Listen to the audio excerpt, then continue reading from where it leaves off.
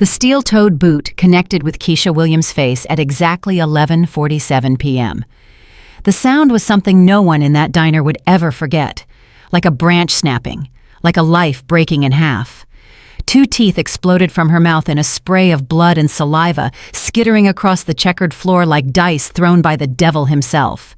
Brandon Whitmore stood over her laughing, that entitled ugly sound of a man who had never faced consequences in 31 years of breathing air he didn't deserve.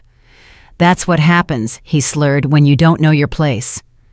What Brandon couldn't see through his whiskey-soaked rage, were the 5 black men rising from the corner booth behind him. 5 former Marines, 5 brothers who had served 3 tours in Afghanistan together, and they had seen everything. Before we continue, hit that subscribe button and stay with this story until the very end. Comment below what city you're watching from. I want to see how far Keisha's story travels. Now let's go back to where this nightmare really began. 3 hours before that boot connected with her face, Keisha Williams had been thinking about birthday cake. Chocolate or vanilla baby, she had asked that morning, braiding her daughter's hair before school. Maya sat on the kitchen floor of their small apartment, patient, as always, trusting as always. "Both, Mama, both." Keisha had laughed, but it was the tired kind of laugh, the kind that came from a woman who worked double shifts 6 days a week and still couldn't make the numbers add up at the end of the month. "Baby, we can't afford both." Maya had turned around.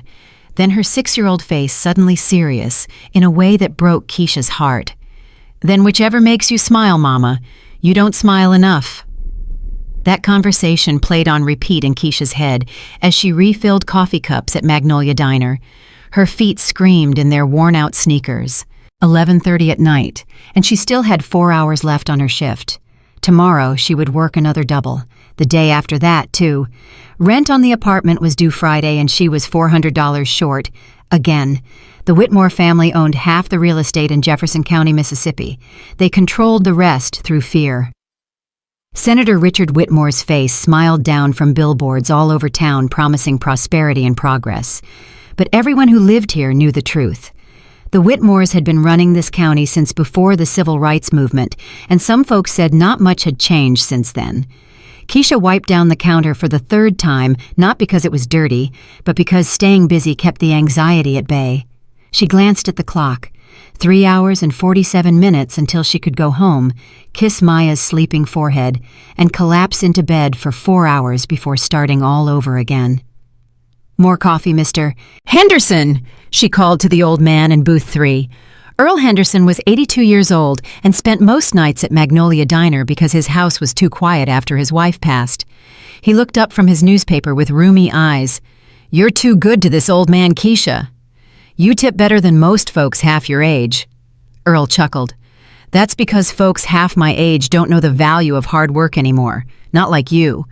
Keisha poured his coffee, and for just a moment she felt something like warmth.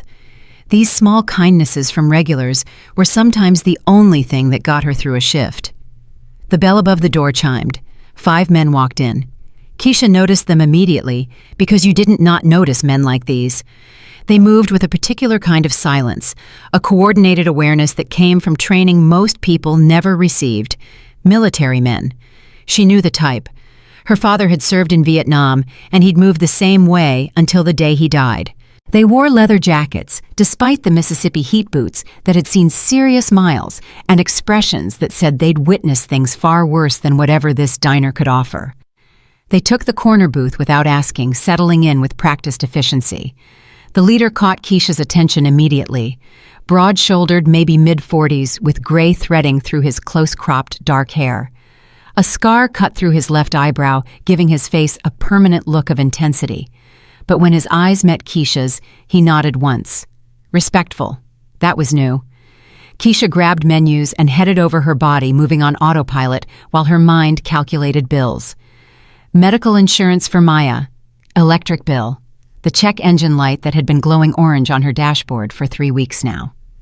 "Evening, gentlemen," she said, setting down the menus. "What can I get you started with?" The scarred leader looked up. His eyes were gray, storm cloud gray, and something about them made Keisha stand a little straighter, like he actually saw her, not just a waitress, a person. "Coffee," he said. His voice was rough like gravel under tires. "Black, and whatever's hot. We're not picky." "Burgers okay?" "Burgers are perfect, ma'am." "Ma'am." Another thing that was new. Most men who came through here treated her like furniture, or worse, like something to be grabbed at and commented on. But this man spoke to her like she was his equal. "5 burgers, 5 coffees," she repeated. "Anything else?" "That'll do just fine," the scarred man said. "Thank you." The other 4 ordered quickly, efficiently. No jokes, no flirting, no grabbing at her wrist when she wrote down their orders. Just 5 men who wanted food and coffee and to be left alone. Keisha could work with that. She put in their order and went back to her station behind the counter, wiping down surfaces that were already clean. Through the window, she could see their motorcycles lined up outside like metal soldiers. Big bikes, expensive ones, the kind that ate highway miles for breakfast. Marcus Hayes watched the waitress walk away. Something about her reminded him of Jasmine. Maybe it was the way she carried exhaustion like a second skin. Maybe it was the way she smiled at customers even when her eyes were sad. Maybe it was just the hour and the loneliness and the miles behind him. "You okay, brother?" Deshawn asked from across the booth. Marcus nodded. "Just thinking." "Thinking about Jasmine." Marcus didn't answer. He didn't need to. Deshawn had known him for 15 years through 3 tours and 1 devastated homecoming. He knew what that look meant. "We're doing good work now," Deshawn said quietly. She'd be proud. Marcus looked out the window at the Mississippi night. Somewhere out there, in a town just like this one, a woman was being hurt by a man who thought he was untouchable. Somewhere out there, someone was calling for help that wouldn't come, just like Jasmine had. The coffee pot was halfway to their table when the front door slammed open hard enough to rattle the blinds. Keisha's stomach dropped before she even turned around. She knew that walk, that particular stumble swagger of a drunk man with too much money and too little conscience. She knew it because she'd been dealing with it for 6 months now, ever since Senator Whitmore had bought the apartment complex where she lived and put his son in charge of property management. Brandon Whitmore stood in the doorway reeking of whiskey and entitlement. His expensive shirt was unbuttoned, his eyes unfocused, and his mouth twisted into that smirk Keisha had learned to hate more than anything in her 29 years of life. "Well, well, well." Brandon slurred his words, running together like water down a drain. "If it isn't my favorite tenant." He paused, and something ugly flickered in his eyes. "My favorite colored tenant." Every muscle in Keisha's body went tight. She could feel the 5 men in the corner booth go still, their attention shifting like a weather change. "We're closing soon, Brandon," she said, keeping her voice level. "You should head home." "Don't tell me what to do, girl." He pointed at her, the gesture loose and aggressive. "You're 3 days late on rent. 3 days." "I told you I'll have it Friday. I get paid Friday." "Friday's not good enough." Brandon started toward her, and Keisha could smell the Jack Daniels sweating through his pores. "You know what I think? I think you people never take anything seriously. I think you need a lesson in respect." The 5 men in the corner booth had stopped talking entirely. Keisha felt their attention like heat on her skin, but she kept her eyes on Brandon because looking away was weakness, and men like Brandon Whitmore fed on weakness. "Please leave," she said quietly. "I don't want trouble." Brandon laughed. It was a wet, nasty sound. "You don't want trouble, sweetheart. You are trouble. Late rent, single mother, no man around living in my building like you own the place. You know what my father says about people like you." "I don't care what your father says." The words were out before Keisha could stop them. The diner went silent. Even Earl Henderson lowered his newspaper, his old eyes widening with alarm. Brandon's face went red, then purple. "What did you just say to me?" Keisha's heart hammered against her ribs, but she forced herself to meet his gaze. 29 years of swallowing her pride, of staying quiet, of accepting abuse as part of the job. Something in her had finally cracked. "I said I don't care. I'll have your money Friday. Now please leave." Brandon's hand shot out and grabbed her wrist. His fingers dug in hard enough to bruise, and Keisha gasped at the sudden pain. The coffee pot slipped from her other hand, hot liquid splashing across the counter. "You don't talk to me like that," Brandon hissed, yanking her closer. His breath was rancid with alcohol hot against her face. "My family owns this town. We own the police, we own the judges, we own this building." He squeezed harder, and Keisha felt bones grinding together. "We own you. Let go of me. Make me." Marcus Hayes stood up. He didn't move fast, didn't rush, just rose from the booth, slowly, deliberately, like a mountain deciding to take a walk. And suddenly, Brandon Whitmore looked very, very small. "Son," Marcus said quietly. His voice carried across the diner without raising in volume. "I think you should leave the lady alone." Brandon whirled around, still gripping Keisha's wrist. His drunk brain took a moment to process what he was seeing. A big black man in a leather jacket, scarred face, military bearing. Behind him, 4 more men just like him, all on their feet now. "Who the hell are you?" "Nobody important," Marcus said. "Just someone who's asking you politely to leave." "This doesn't concern you, old man." "Actually, it does." Marcus took one step forward. Just one. "Because I'm sitting here trying to enjoy my coffee, and you're disturbing my peace. So I'm going to ask you one more time. Leave the lady alone." Brandon's grip on Keisha's wrist tightened. "Or what?" The other 4 men moved. Not aggressive, not threatening, just positioning themselves. Present. Watchful. Ready. And something in Brandon's whiskey-soaked brain finally registered danger. "This is my town," he said, but his voice had lost its confidence. "My father's the senator. You don't know who you're messing with." Marcus's expression didn't change. "Son, I've messed with Taliban fighters.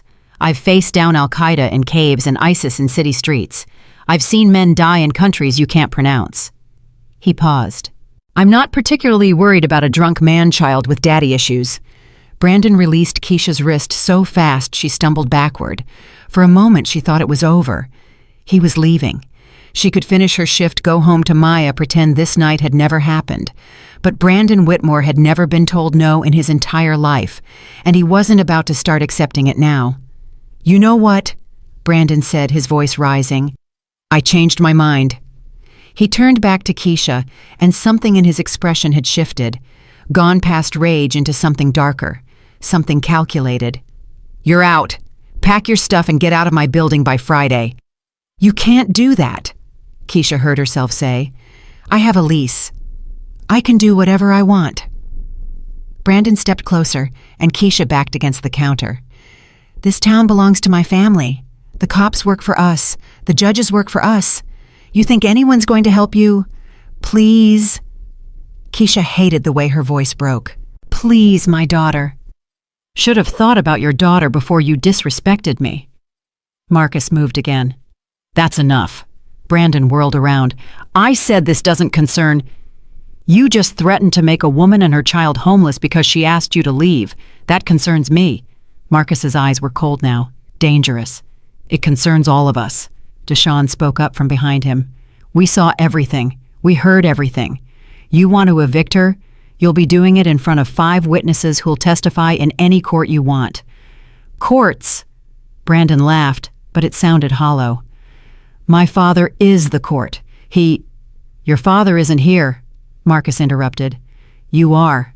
And right now you've got a choice. Walk out that door and sober up, or keep talking and find out what happens."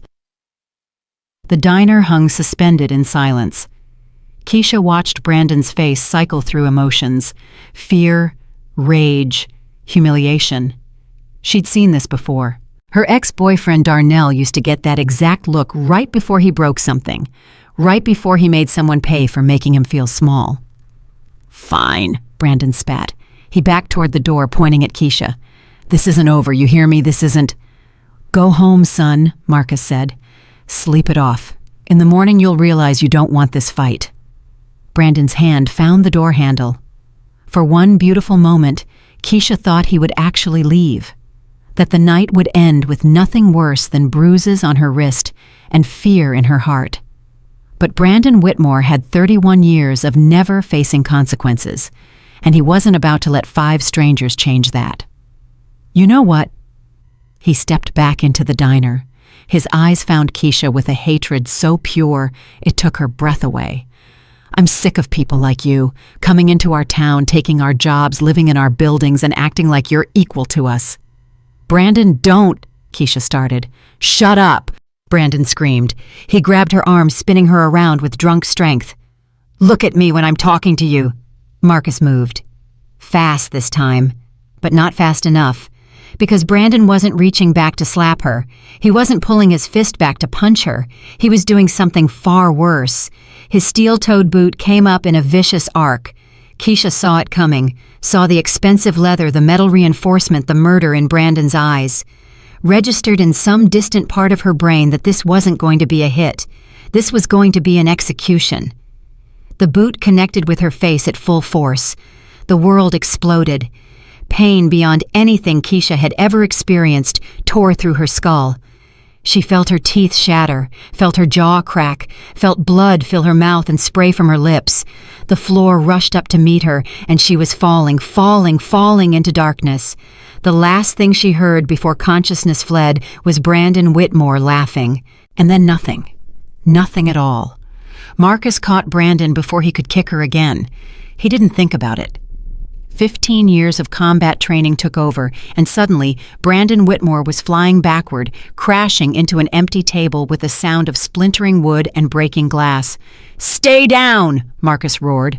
But Brandon was beyond reason now, beyond fear, beyond anything except the white-hot rage of a man-child who had never been denied anything in his entire pampered life. He scrambled to his feet, blood streaming from a cut on his forehead, and charged at Marcus with his fists swinging wildly.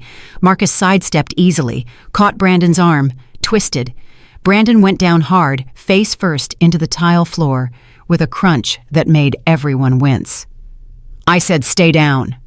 You can't do this to me." Brandon's voice was muffled by the floor, by the blood bubbling from his broken nose. "My father will destroy you. He'll destroy all of you. You have no idea what you've done." Deshawn was already on the phone. 911, we need an ambulance at Magnolia Diner on Highway 12. Woman down, severe facial trauma.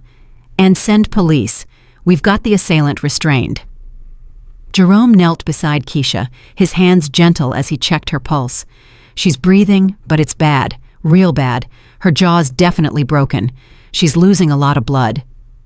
Marcus kept Brandon pinned to the floor, but his eyes were on Keisha. On the woman who'd served them coffee with a tired smile and called them gentlemen, like it meant something.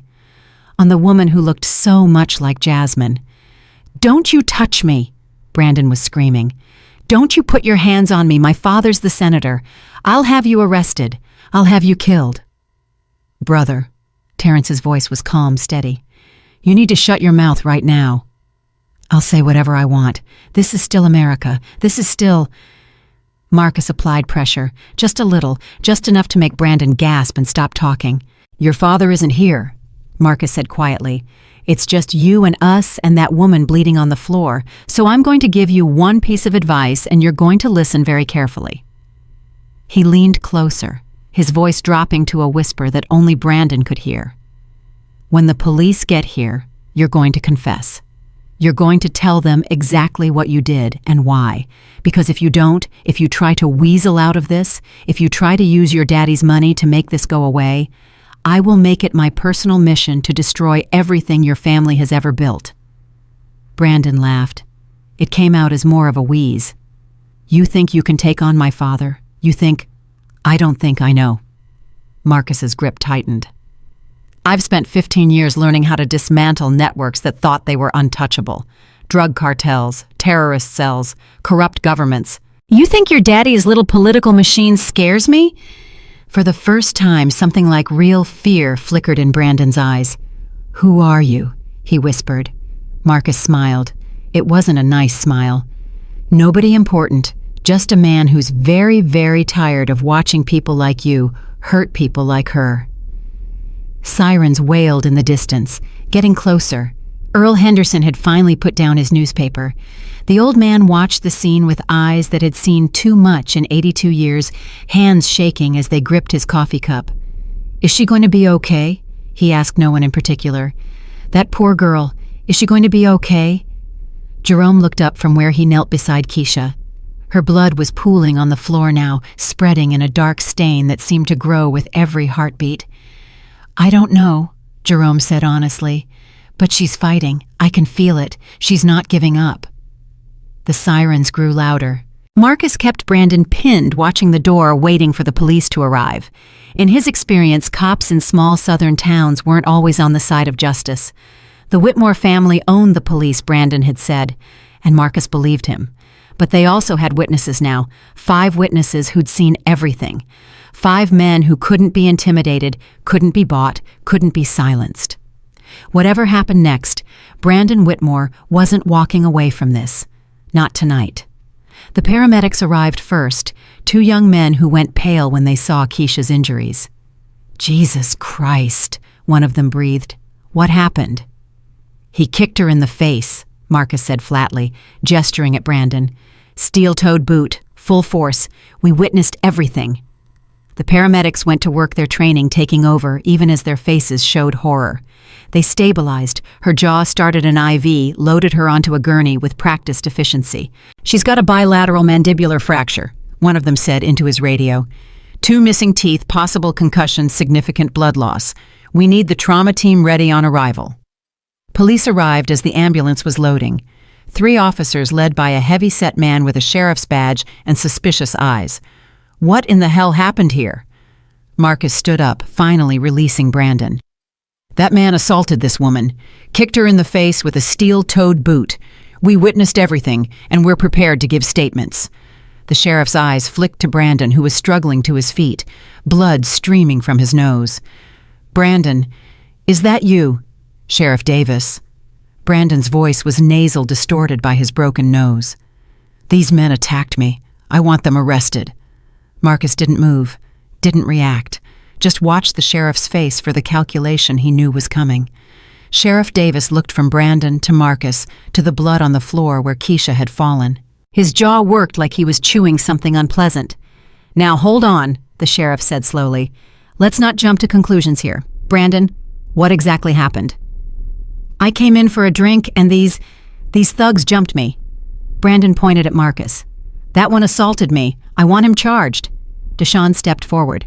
"That's not what happened, and you know it. You calling the senator's son a liar? I'm calling him a liar, a drunk, and a man who kicked a defenseless woman in the face hard enough to break her jaw." Deshawn's voice was ice. "I'm also calling him someone who's about to spend a very long time in prison." Sheriff Davis held up his hands. "Now let's all just calm down." "There's security footage," Marcus interrupted. "Camera above the register. It recorded everything." The sheriff's face went pale. Brandon's face went paler. "I want that footage seized immediately," Marcus continued, "and I want this man arrested for aggravated assault with a deadly weapon. Steel-toed boots qualify under Mississippi law." "Now hold on just a minute. Sheriff," Marcus's voice could have cut glass, "I'm giving you the chance to do this the right way, to be on the right side of history. But if you try to cover this up, if you try to make this disappear, I promise you that footage will be on every news station in the country by morning." The sheriff looked at Marcus, really looked at him, at the military bearing the combat scars, the absolute certainty in those storm-gray eyes, and he made a decision. "Deputy Martinez," he said heavily, "cuff him." "What?" Brandon's voice cracked. "You can't, my father? Your father isn't here." Sheriff Davis sounded tired, like a man who'd made a choice and wasn't sure if it was the right one. "And right now you're under arrest for assault. You have the right to remain silent." Marcus watched them put Brandon Whitmore in handcuffs, and for just a moment, he let himself feel something like satisfaction. But only for a moment. Because somewhere in the night, an ambulance was racing toward a hospital with a woman whose face had been destroyed. A woman with a 6-year-old daughter waiting at home. A woman who'd done nothing wrong except stand up to a monster. And Marcus Hayes knew from experience that the real fight was just beginning. "Jerome," he said quietly, "find out what hospital they're taking her to." I want someone with her at all times." "You got it. Deshawn, call Rachel Morrison. Tell her we've got a case that needs pro bono representation yesterday." "On it." "Terrence, I need you to track down that security footage. Make copies. Get it to at least 3 different secure locations." "Consider it done." Marcus looked at the blood on the floor, at the scattered teeth, at the coffee pot still lying where Keisha had dropped it. "And someone find out if that woman has family, a daughter she mentioned. Someone needs to be with that child before she wakes up and finds out her mother isn't coming home." The men moved with military precision, each one knowing their role, each one committed to the mission. Because that's what this was now, a mission. And Marcus Hayes had never failed a mission in his life. 3 hours later, Marcus sat in a plastic chair in the emergency room waiting area, coffee growing cold in his hands. Keisha Williams was in surgery. The doctors had used words like bilateral mandibular fracture and significant tissue trauma and "we're doing everything we can." Marcus had heard those words before, in field hospitals in Afghanistan, in VA clinics stateside. They were doctor speak for "this is bad and we're not sure she's going to make it." His phone buzzed. "Deshawn. Rachel's on her way. She'll be there in an hour. Says this is exactly the kind of case she's been waiting for." "Good. What about the daughter?" "Jerome found her. She was with an elderly neighbor woman named Rosa Jenkins. Kid's safe, doesn't know anything yet. Jerome's staying with them until we figure out next steps." Marcus closed his eyes. A 6-year-old girl sleeping peacefully, not knowing that her mother was fighting for her life in an operating room 30 miles away. "The footage?" he asked. "Terrence got it. Sheriff tried to have it impounded, but Terrence had already made 3 copies. It's on its way to Rachel now, and we've got backup drives in 2 separate locations." "Brandon? That's where it gets interesting." Deshawn paused. "His father showed up at the police station an hour ago, Senator Richard Whitmore himself in the flesh. There was a lot of yelling. Words like false arrest and defamation and political persecution got thrown around." Marcus felt his jaw tighten. And Sheriff Davis held firm. Brandon's still in custody. But Marcus, the senator's got lawyers coming. Big ones. Flying in from Jackson tonight. This is going to get ugly fast. "Then we need to get uglier.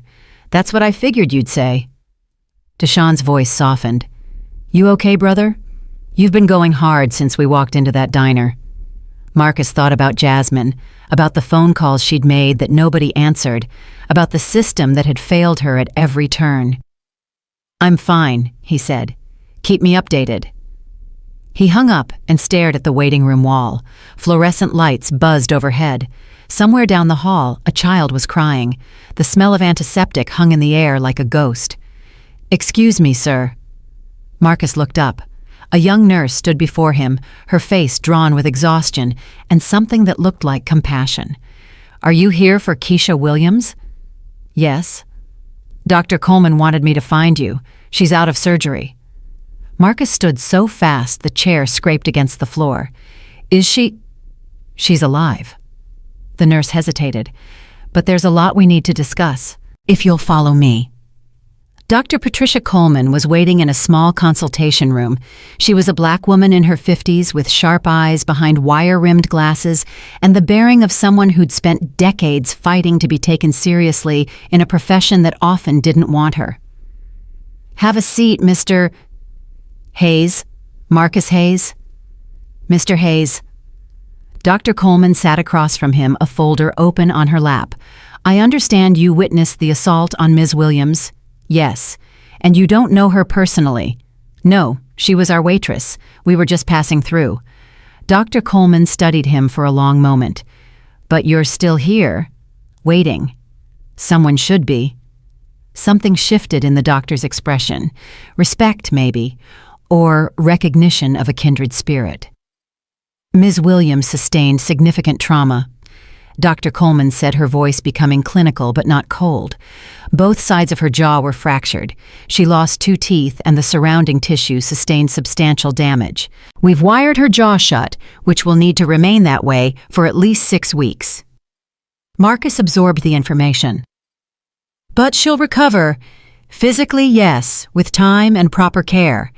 She's young and otherwise healthy. Dr. Coleman paused. But there's more to recovery than physical healing, Mr. Hayes.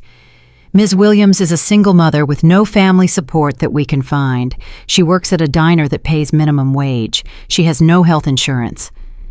The hospital bill.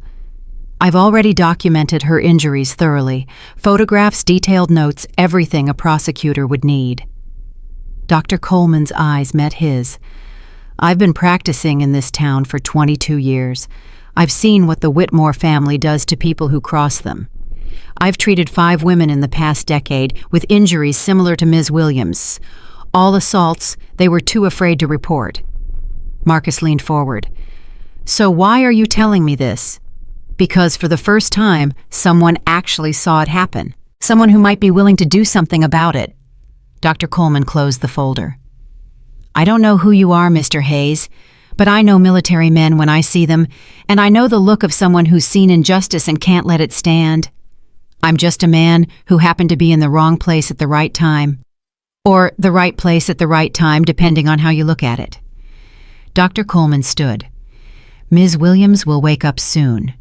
When she does, she's going to be frightened and in pain, and probably convinced that no one can help her. I've seen it before. Victims of the Whitmore family tend to disappear quietly, take whatever settlement is offered, and never speak of it again. That's not going to happen this time. No. Dr. Coleman raised an eyebrow. How can you be so sure? Marcus thought about Jasmine, about the promise he'd made at her graveside, about the years since then spent trying to make sure no one else's sister, mother, daughter would die alone and afraid because nobody would stand up. Because I won't let it, he said simply. Dr. Coleman nodded slowly. Good, because Ms. Williams is going to need people who won't let it. She's going to need an army. She handed him a business card. My personal cell. If there's anything you need, anything at all, you call me. Marcus took the card. Thank you, Doctor. Don't thank me yet. Dr. Coleman moved toward the door. The Whitmores have been ruling this county for 3 generations. They're not going to go quietly. What you started tonight, it's going to get a lot worse before it gets better. I know. And you're still staying. Marcus looked at the card in his hands, at the number that represented one person willing to stand against a corrupt system. I'm still staying. Dr. Coleman smiled. It was the first genuine warmth Marcus had seen from her. Then welcome to the fight, Mr. Hayes. At 6:47 a.m., Keisha Williams opened her eyes. The first thing she registered was pain. Massive, overwhelming, consuming pain that radiated from her jaw through her entire skull and down into her chest. The second thing she registered was that she couldn't open her mouth. Something was holding it closed, metal pressing against her teeth. Panic surged through her. She tried to move, tried to speak, but all that came out was a garbled moan of terror. Easy, easy, you're okay, you're safe. The voice was familiar, rough like gravel. The man from the diner, the one who'd told Brandon to leave her alone. Keisha's eyes focused. Marcus Hayes sat in a chair beside her bed, looking like he hadn't slept in days. His leather jacket was gone, replaced by a plain black t-shirt. But his eyes were the same, storm gray, watchful, kind. Don't try to talk, he said gently. Your jaw's wired shut. Doctor said it'll need to stay that way for about 6 weeks. You're going to have to communicate through writing for a while. He held up a small notepad and a pen. Keisha's hand shook as she took them. The movement sent fresh waves of agony through her face, but she forced herself to write. Maya, my daughter. Where is she? Marcus read the words and nodded. She's safe. My friend Jerome is with her, and your neighbor, Mrs. Jenkins. Maya thinks you had a car accident. She doesn't know the truth yet. Keisha's eyes filled with tears. She wrote again. She can't see me like this. She won't. Not until you're ready. Not until you decide. Keisha looked around the hospital room. White walls, beeping machines, dripping something into her arm. It was real. All of it was real. Brandon Whitmore had kicked her in the face, and now she was here, and nothing would ever be the same again. She wrote, "Why are you here? You don't know me." Marcus was quiet for a long moment. When he spoke, his voice was rough, with something that sounded like old pain. 10 years ago, someone I loved needed help, and nobody stepped up. Her name was Jasmine. She was my little sister. Her husband was a cop. He hurt her for 3 years, and she never told anyone because he convinced her no one would believe her. Marcus's hands clenched into fists. The night he killed her, she called 911 3 times. 3 times, and nobody came. Dispatch said they'd send someone, but they never did. She died alone in her kitchen, thinking that nobody cared enough to save her. Keisha's tears were falling freely now, dripping onto the notepad. "So when I see someone like Brandon Whitmore," Marcus continued, "entitled, violent, protected by money and power, I see my sister, and I see the chance to do what I couldn't do for her, to stand up, to say no, to make sure this time someone cares enough to save her." Keisha wrote, "But I'm nobody, just a waitress. They're going to destroy me." "No." Marcus's voice was firm. "You're not nobody. You're a mother who loves her daughter. You're a woman who works double shifts to keep a roof over her head. You're someone who stood up to a bully when standing up could have gotten her killed." He leaned forward. "And you're not alone anymore, Keisha.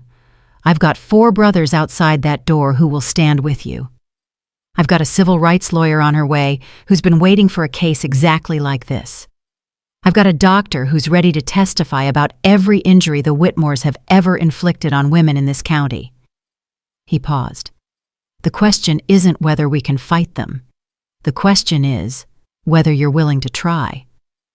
Keisha looked at the notepad in her trembling hands, at the man who'd appeared from nowhere to save her life, at the machines monitoring her heartbeat, her breathing, her broken body's desperate fight to survive. She thought about Maya, about the question her daughter would ask someday, "Mommy, why didn't you fight back?" She thought about Brandon Whitmore's face, his smirk, his laughter as she fell.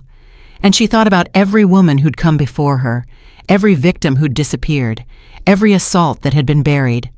Her hand shook as she wrote 2 words, "I'll try." Marcus read them, smiled. "Good. Then let me tell you what happens next."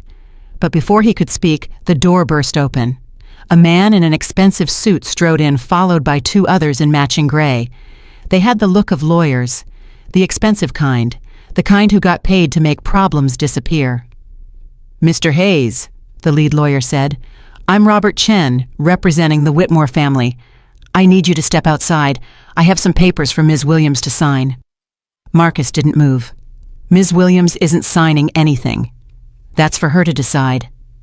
She's just come out of surgery. She can't speak. She's not in any condition to make legal decisions." "Which is exactly why we're here." Robert Chen smiled. It didn't reach his eyes. "We want to make this easy for everyone. A simple settlement. Ms. Williams drops any charges, agrees not to pursue civil action, and in return, the Whitmore family provides a generous compensation package." He set a folder on Keisha's bed. $200,000, tax-free, plus all medical expenses covered. All she has to do is sign, and this whole unfortunate incident goes away. Keisha stared at the folder. $200,000. More money than she'd ever seen in her life. Enough to move Maya somewhere safe. Enough to start over. All she had to do was stay silent. Marcus looked at her. Not pushing, not judging, just waiting. "Your choice," his eyes seemed to say. "Whatever you decide, I'll respect it." Keisha picked up her notepad. Her hand trembled, and she wrote her answer. Keisha's hand trembled as she wrote 2 words on the notepad. "Get out." Robert Chen's smile froze. He reached for the folder on her bed. "Ms. Williams, I don't think you understand what you're turning down. $200,000. All your problems solved. All you have to do is—" Marcus stepped between the lawyer and the bed. "She gave you her answer. This doesn't concern you. Everything about this concerns me." Marcus's voice was quiet, but something in it made the 2 lawyers behind Chen take a step backward. Ms. Williams has declined your offer. Now I suggest you leave before I call security and report that 3 men are harassing a woman who just came out of surgery. Chen's eyes flickered. Calculating. You're making a mistake, both of you. The Whitmore family doesn't take rejection well. Neither do I. For a long moment, nobody moved. Then Chen gathered his folder, adjusted his tie, and walked toward the door. He paused at the threshold. This isn't over, Ms. Williams, not by a long shot. The door closed behind him. Keisha's whole body was shaking. She grabbed her notepad with both hands, trying to steady herself enough to write. Did I just make the worst mistake of my life? Marcus sat back down beside her bed. No, you just made the first right decision in a fight that's going to be full of them. They're going to destroy me. They're going to try. Marcus leaned forward. But here's what they don't know. They don't know that I've spent 15 years taking down organizations that thought they were untouchable. They don't know that my brothers and I have resources, connections, and skills that money can't buy. And they don't know that in about 20 minutes, a civil rights lawyer named Rachel Morrison is going to walk through that door. She's been waiting for a case like this for her entire career. Keisha stared at him. Why? Why are you doing all this for a stranger? Because my sister died thinking no one would help her. Because I swore on her grave that I would never let that happen to anyone else. And because... Marcus paused, his voice catching. Because when I look at you, I see a mother who would do anything for her daughter. Just like Jasmine would have done for the baby she never got to have. Keisha's eyes filled with tears again. She hadn't known. Couldn't have known. But somehow, this stranger's pain connected to her own in ways she was only beginning to understand. I'm scared. Good. Fear means you understand what we're up against. But Keisha scared isn't the same as beaten. You survived that kick. You survived surgery. You're going to survive this too. The door opened. A woman walked in, early 40s, sharp eyes behind designer glasses, dressed in a suit that probably cost more than Keisha's monthly rent. She carried herself like someone who had walked into hostel rooms before and always walked out victorious. Marcus Hayes, the woman said. When Deshaun called me at 3 a.m, I thought he was exaggerating. He wasn't. Rachel. Marcus stood and shook her hand. This is Keisha Williams. Rachel Morrison moved to the bedside, her expression softening as she took in Keisha's injuries. Ms. Williams, I'm so sorry for what happened to you. I want you to know something right now before we go any further. I'm not here to make money off your pain. I'm here because the Whitmore family has been terrorizing this county for 3 generations, and someone needs to stop them. Keisha wrote, they sent lawyers already. Offered me $200,000 to stay quiet. I know. I passed them in the hallway. Rachel's smile was cold. They looked nervous. That's a good sign. I turned them down. Even better. Rachel pulled up a chair. Now, let me tell you what we're going to do. First, we press charges, not just assault, aggravated assault with a deadly weapon. In Mississippi, steel-toed boots qualify. That's a felony, Ms. Williams. Brandon Whitmore is looking at serious prison time. Keisha's heart hammered. Prison. The senator's son. The thought seemed impossible. They'll never let that happen. They own everyone. They don't own me, they don't own Marcus, and they don't own the federal courts. Rachel opened her briefcase. Here's what the Whitmores don't understand. They've been operating in a bubble protected by local corruption. But the moment this goes federal, their little kingdom comes crashing down. Federal hate crime enhancement, witness intimidation, civil rights violations. Brandon made racial comments during the assault, correct? Keisha closed her eyes, remembering. Colored. He called me his colored tenant. Said I didn't know my place. That's a hate crime under federal law. That means FBI involvement. That means federal prosecutors who don't answer to Senator Whitmore. That means... The door burst open again. 2 police officers stood in the doorway, not the sheriff from last night. Different men with different badges and different expressions. These men looked like they had come to deliver bad news. Keisha Williams, the the larger one asked. Marcus stepped forward. "What's this about?" "Sir, please step aside." The officer looked at Keisha. "Ma'am, we're here to inform you that Brandon Whitmore has been released on bail." Keisha's blood turned to ice. Rachel was on her feet instantly. "That's impossible. The charges are felony assault with a deadly weapon. Bail should have been denied." Judge Patterson ruled this morning, $50,000 bond, ankle monitoring, and confinement to the family residence. Judge Patterson. Rachel's voice shook with fury. Patterson has been in the Whitmore's pocket for 20 years. This is a travesty of... "Ma'am, I'm just delivering the message." The officer shifted uncomfortably. "There's more. Mr. Whitmore has filed a counter-complaint. He's alleging that he was assaulted by 5 men in the diner. He wants them arrested." Marcus didn't move, didn't react, just stared at the officers with those storm-gray eyes. "We have security footage," Rachel said. "It clearly shows Brandon Whitmore as the aggressor." "Yes, ma'am. Sheriff Davis informed us. That's why no arrests are being made at this time. But I wanted you to know that the Whitmore family is pushing hard. They're talking to the DA. They're talking to the Attorney General. They're not going to let this go quietly." The officers left.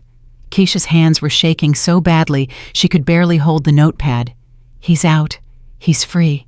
He's going to come after me." Marcus took her hand. "He's not free. He's on ankle monitoring. He can't leave his property. And Keisha, he's going to violate those terms. Men like Brandon can't help themselves. When he does, we'll be ready." "What if he comes for Maya?" "He won't get near her. Jerome is with her right now. Terrence is setting up a security rotation. Your daughter is safer than she's ever been." Rachel was already on her phone pacing the room. "I need the GPS data from Brandon Whitmore's ankle monitor. Yes, I know he was just fitted.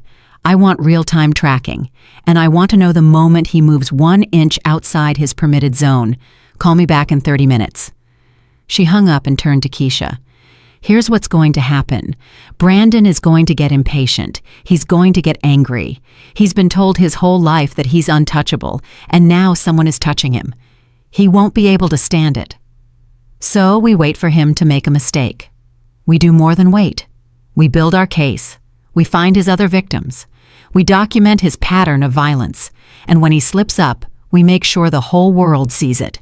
Keisha looked at Marcus, looked at Rachel, at these strangers who had appeared from nowhere to fight a battle that wasn't theirs. "Why does this feel like a war?" Marcus's expression was grim. "Because it is one." By noon, the first threat arrived. Keisha's phone buzzed on the hospital bedside table. She didn't recognize the number, but she opened the message anyway. "You're going to regret this. You and your brat are both dead." Marcus saw the color drain from her face. He took the phone, read the message, and his jaw tightened. Unknown number. Probably a burner phone. He handed it to Rachel. "Can you trace this?" "I'll have Deshawn work on it. But Keisha, you need to understand something. This is the beginning. They're going to try to scare you into dropping the charges. They're going to threaten, intimidate, make you feel like you're in constant danger." "Am I in danger?"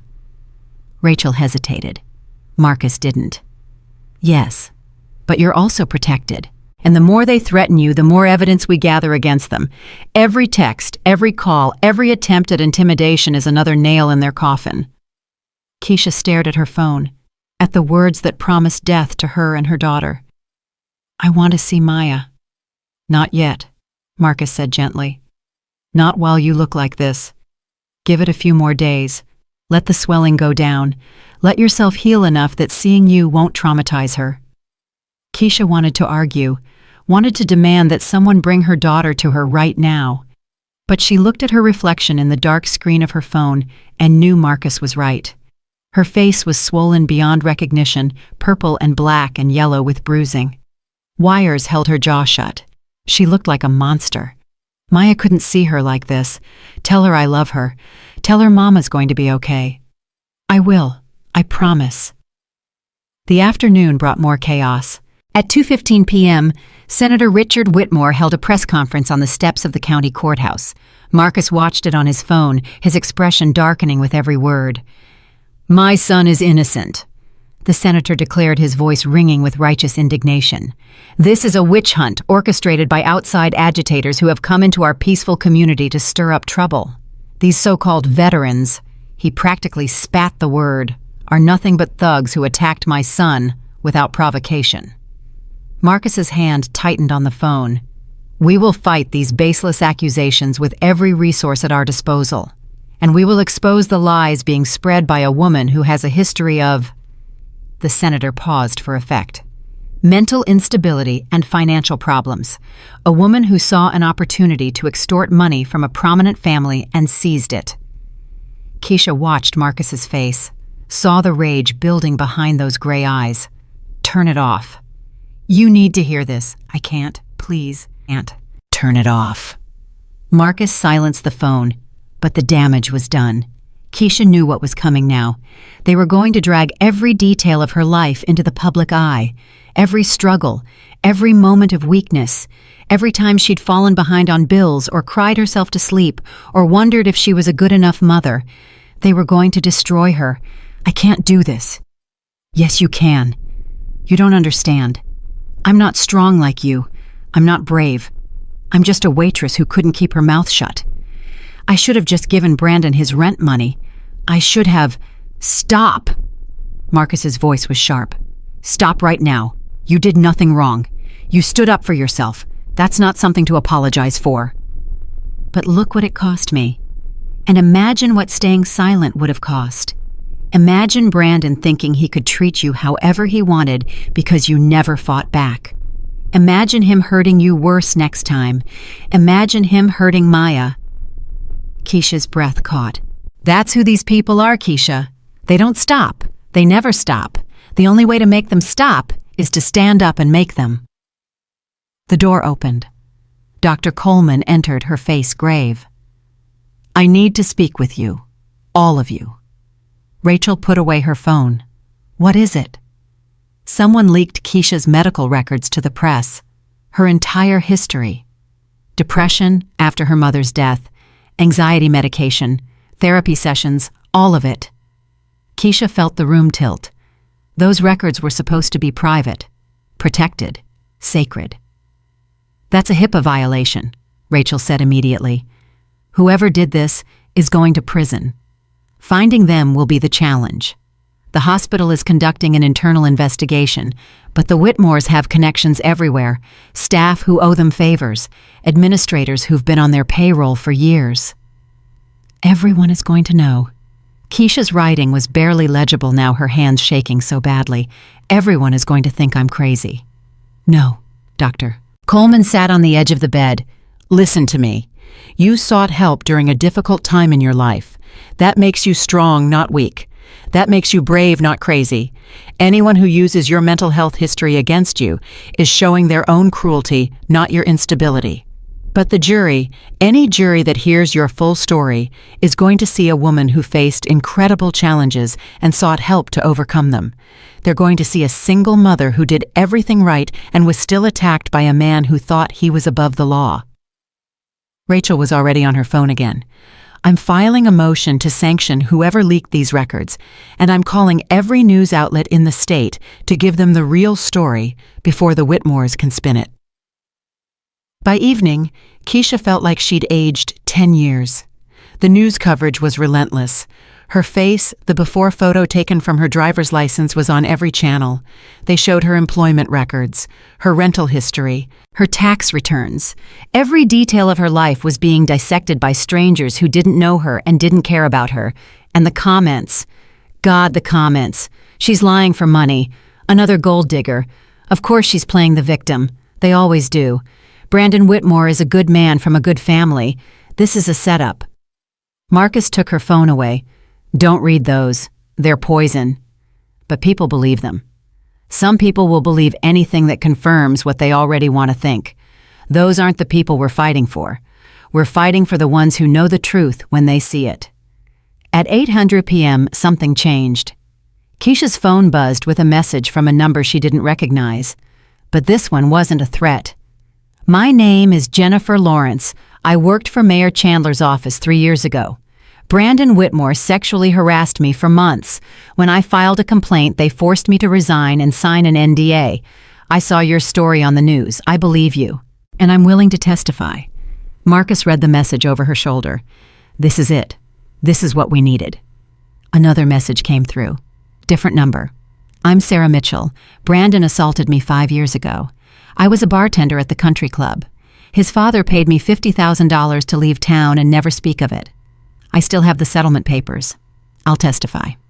Then another. My name is Amy Rodriguez. I dated Brandon in high school. He broke my arm when I tried to break up with him. His father paid my family's mortgage to keep us quiet. I'll testify now. Keisha stared at the screen. 3 women, 3 victims. 3 more souls who had suffered at Brandon Whitmore's hands. How many she wrote? How many has he hurt? Marcus's expression was dark. More than we know, but we're about to find out. Rachel was already coordinating. Jennifer, Sarah, and Amy are all willing to come forward. That's a pattern. That's proof of predatory behavior. This changes everything. They were all afraid to speak before. They were all alone before, Marcus said. Now they're not. By midnight, the first blow landed against them. Marcus was in the waiting room checking in with his brothers when his phone rang. Deshawn's voice was urgent. We've got a problem.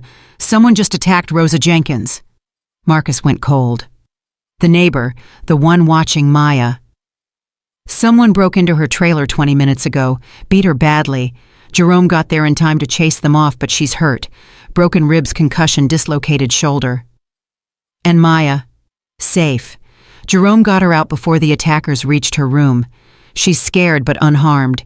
We've moved her to a secure location. Marcus's hands were shaking, not from fear, from rage. Who did this? Rosa saw one of them before Jerome intervened, said he had a tattoo on his neck, snake eating its own tail. Carl Mitchell. Marcus knew the name. Former cop fired for excessive force. Now running private security for the Whitmore family. That's a direct connection to the senator. What do you want us to do? Document everything. Get Rosa to the hospital. And Deshawn. Marcus's voice dropped to a deadly whisper. Find Carl Mitchell. I want to have a conversation with him. He hung up and walked back to Keisha's room. She was awake, watching the door, somehow knowing that something had gone wrong. What happened? Marcus sat down heavily. For the first time since this began, he looked tired, worn. Your neighbor, Mrs. Jenkins. Someone attacked her tonight. She's hurt, but she's going to be okay. Keisha's eyes went wide with horror. Maya. Safe. My brother Jerome got her out. She's somewhere the Whitmores can't reach. This is my fault. Rosa was only watching Maya because of me. She got hurt because of me. She got hurt because the Whitmores are desperate, because they know their little kingdom is crumbling, and because men like Carl Mitchell are willing to beat old women to keep their masters happy. Carl Mitchell. Former cop, works for the senator now. Rosa identified him, which means we have a direct link between the assault on her and the Whitmore family. Rachel burst through the door. I just heard. This is actually good news. Keisha stared at her like she'd lost her mind. I know how that sounds, but listen. Carl Mitchell assaulting Rosa Jenkins at the behest of Senator Whitmore, that's conspiracy. That's witness intimidation. That's RICO territory.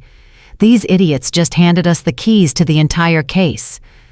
Rosa is in the hospital because of me. Rosa is in the hospital because the Whitmores are criminals who thought they could scare us into silence.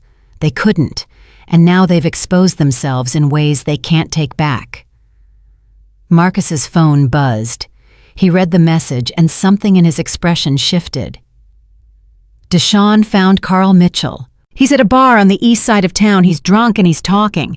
Talking about what? Rachel asked. About the women. About the ones who disappeared. The room went silent. Disappeared. Keisha wrote her heart pounding. The 3 women who filed complaints against Brandon before you. The ones who left town suddenly. Mitchell's telling people they didn't leave. He's saying they got buried in the Delta where nobody would find them. Keisha's pen slipped from her fingers. 3 women. Buried. Dead. Because they did what she was doing now. Because they stood up to a monster. Oh, God. This changes everything. Rachel said, her voice barely above a whisper. If those women were murdered, if we can prove the Whitmores were involved, then Brandon isn't facing assault charges, Marcus finished. He's facing murder charges, federal murder charges. Keisha looked at her hands, at the IV dripping into her arm, at the wires holding her broken jaw together. She had almost become the fourth. We have to find them. We will. Marcus's voice was steel. And when we do, the Whitmore family is finished. At 3:00 a.m., the worst blow came. Marcus was coordinating with his brothers planning the approach to Carl Mitchell when his phone rang again. Rachel's voice was flat with shock. The DA just called. She's dropping all charges against Brandon. Marcus stopped breathing. What? She says without the physical crime scene, the case is too weak. She can't guarantee a conviction. We have security footage. We have medical records. We have 5 eyewitnesses. She says it's not enough.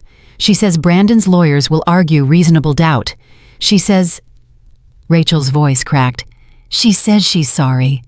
Marcus closed his eyes.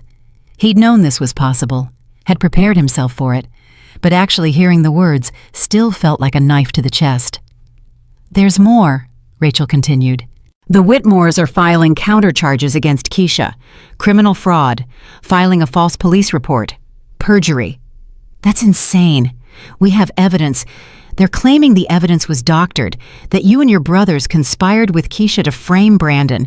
They're saying she's a con artist who targeted a wealthy family. And the judge bought this. Judge Patterson signed the warrant an hour ago. Keisha Williams is officially a wanted woman. If she leaves this hospital, she'll be arrested. Marcus walked back to Keisha's room, walked slowly, dreading what he had to say. When he opened the door, she was awake, watching him with eyes that already knew. They won. He sat beside her bed, took her hand. They haven't won. Not yet. Tell me. So he told her, all of it. The dropped charges, the countersuit, the warrant for her arrest, the $5 million civil lawsuit the Whitmores were filing against her. Keisha listened in silence. When he finished, she picked up her notepad. I want to see my daughter. I want to hold Maya one more time before they take me away. They're not taking you anywhere. How I'm wanted. The moment I step outside. Then we don't use the front door. Marcus squeezed her hand. Keisha, listen to me. This isn't over. The state might be dropping charges, but we can go federal. We can file a civil rights lawsuit. We can contact the FBI about the corruption, about the missing women, about everything.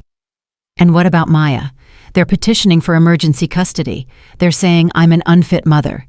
They won't get near her. She's hidden, safe, and we're going to keep her that way. For how long? How long can I hide? How long can we run? Marcus didn't have an answer for that. The door opened.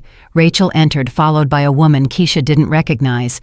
Asian mid-30s, sharp eyes, carrying herself like someone who'd walked into hostile rooms before. Keisha, this is Laura Kim, Rachel said. Investigative journalist. She's been working on the Whitmore story for 2 years.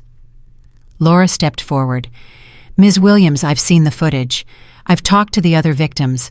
I've reviewed the financial records linking Senator Whitmore to the cover-ups. I have enough to run a story that will destroy them. Why haven't you? Because until now, no one was willing to go on the record.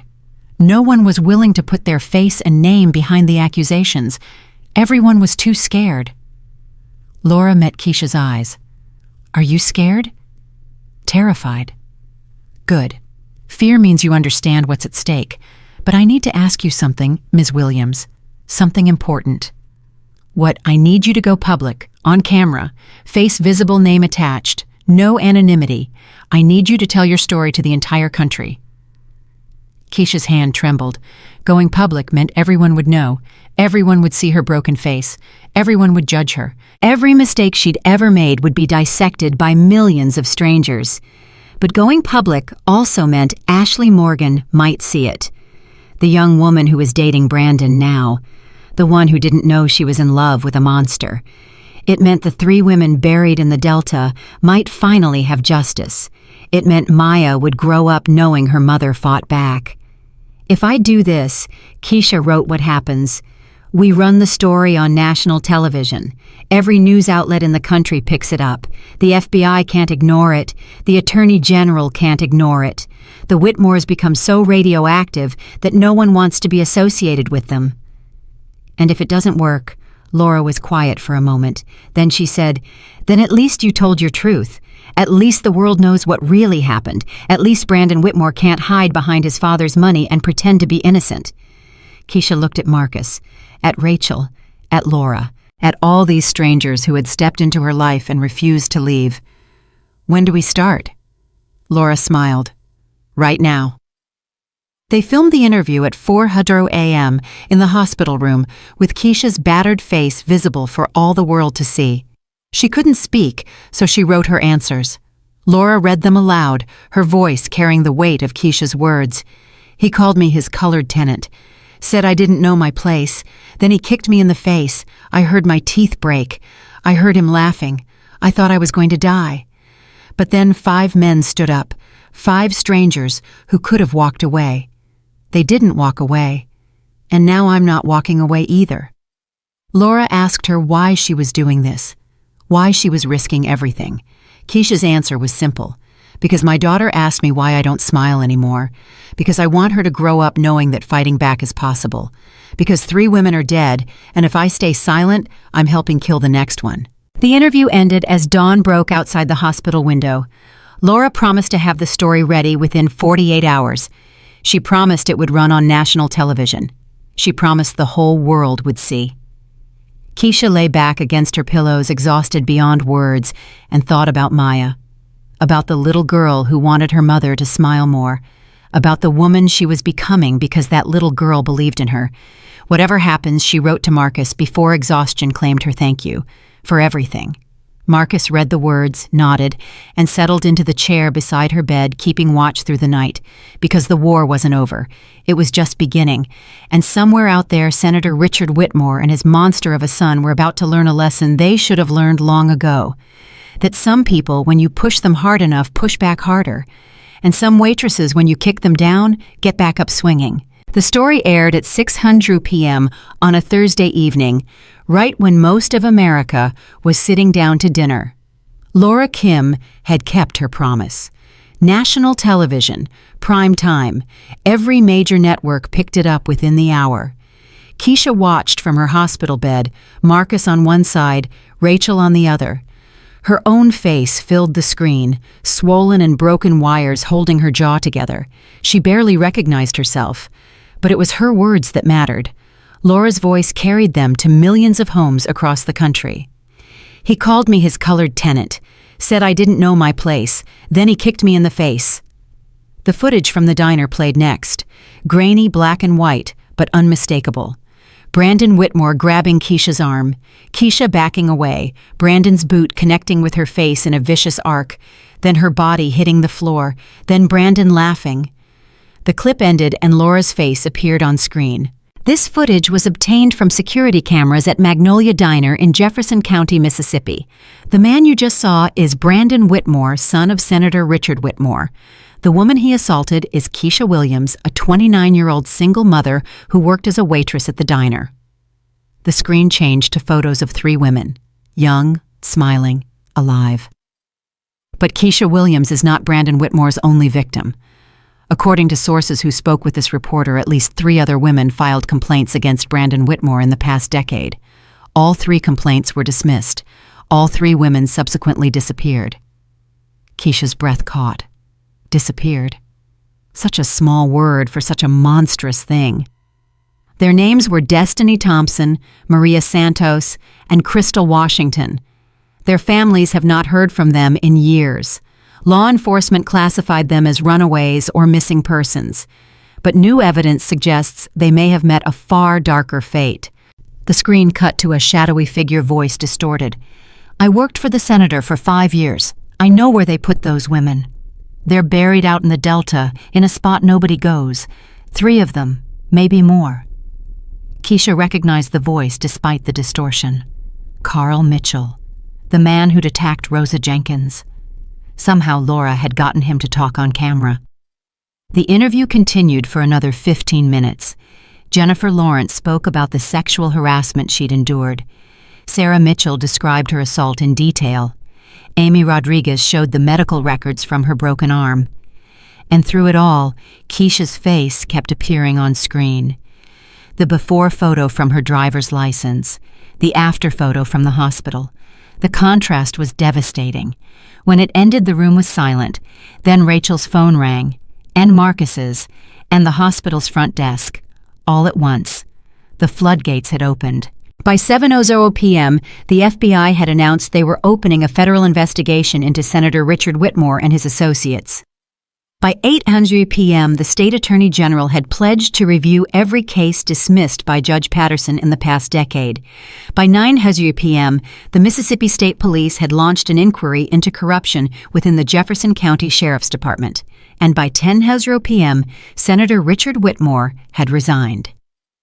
Rachel burst into Keisha's room with the news, her face flushed with triumph. He's done. The senator just held a press conference announcing his resignation. He's claiming health reasons, but everyone knows the truth. He's running. Keisha grabbed her notepad. And Brandon, still on house arrest, but that's about to change. The FBI wants to question him about the missing women. They're getting a warrant as we speak. The bodies. Did they find them? Rachel's expression sobered. Not yet, but they're searching. Teams are heading to the Delta tonight with ground-penetrating radar.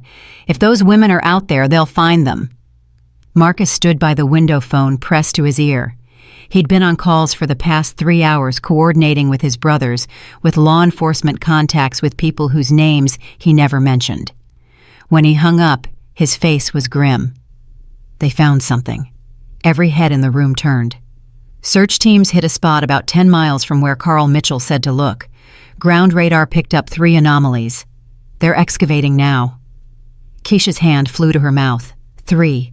3 women who'd done exactly what she was doing. 3 women who'd stood up to a monster and paid the ultimate price. Oh, God. There's more, Marcus continued. The FBI searched Brandon's residence an hour ago, found a laptop hidden in a safe in his closet. It was encrypted, but their tech people cracked it. What was on it? Rachel asked. Marcus's jaw tightened. Photos, videos, trophies, dozens of women going back at least 15 years. Rachel's face went white. Dozens. Brandon Whitmore didn't start with Destiny Thompson. She was just the first one who didn't survive. The FBI thinks there could be more victims. Many more. Keisha felt the room spinning. This was so much bigger than her, so much darker. She'd stumbled into a nightmare that stretched back years, decades. A predator who'd been hunting women since he was a teenager, protected by money and power, and a father who covered up his crimes. How she wrote. How did no one know? People knew, Marcus said quietly. They just didn't care, or they were too scared, or they got paid to look the other way. That's how monsters like Brandon Whitmore survive, Keisha. Not because they're smart, because the people around them are corrupt. The door opened. Dr. Coleman entered, her face grave. I just received word from the medical examiner's office. They've positively identified remains at the Delta site. 3 bodies, all female, all showing signs of severe trauma. The room went silent. 3 women, 3 lives, 3 families who would finally know the truth, and 3 murders that Brandon Whitmore would now have to answer for. At midnight, everything changed again. Keisha was drifting in and out of sleep when alarms started blaring in the hallway. Shouting voices, running feet, the sound of chaos erupting in the normally quiet hospital. Marcus was on his feet instantly, hand reaching for the weapon at his hip. Stay here. He moved to the door, opened it carefully, and Keisha saw flashing lights in the corridor, security guards running, nurses scrambling. What's happening?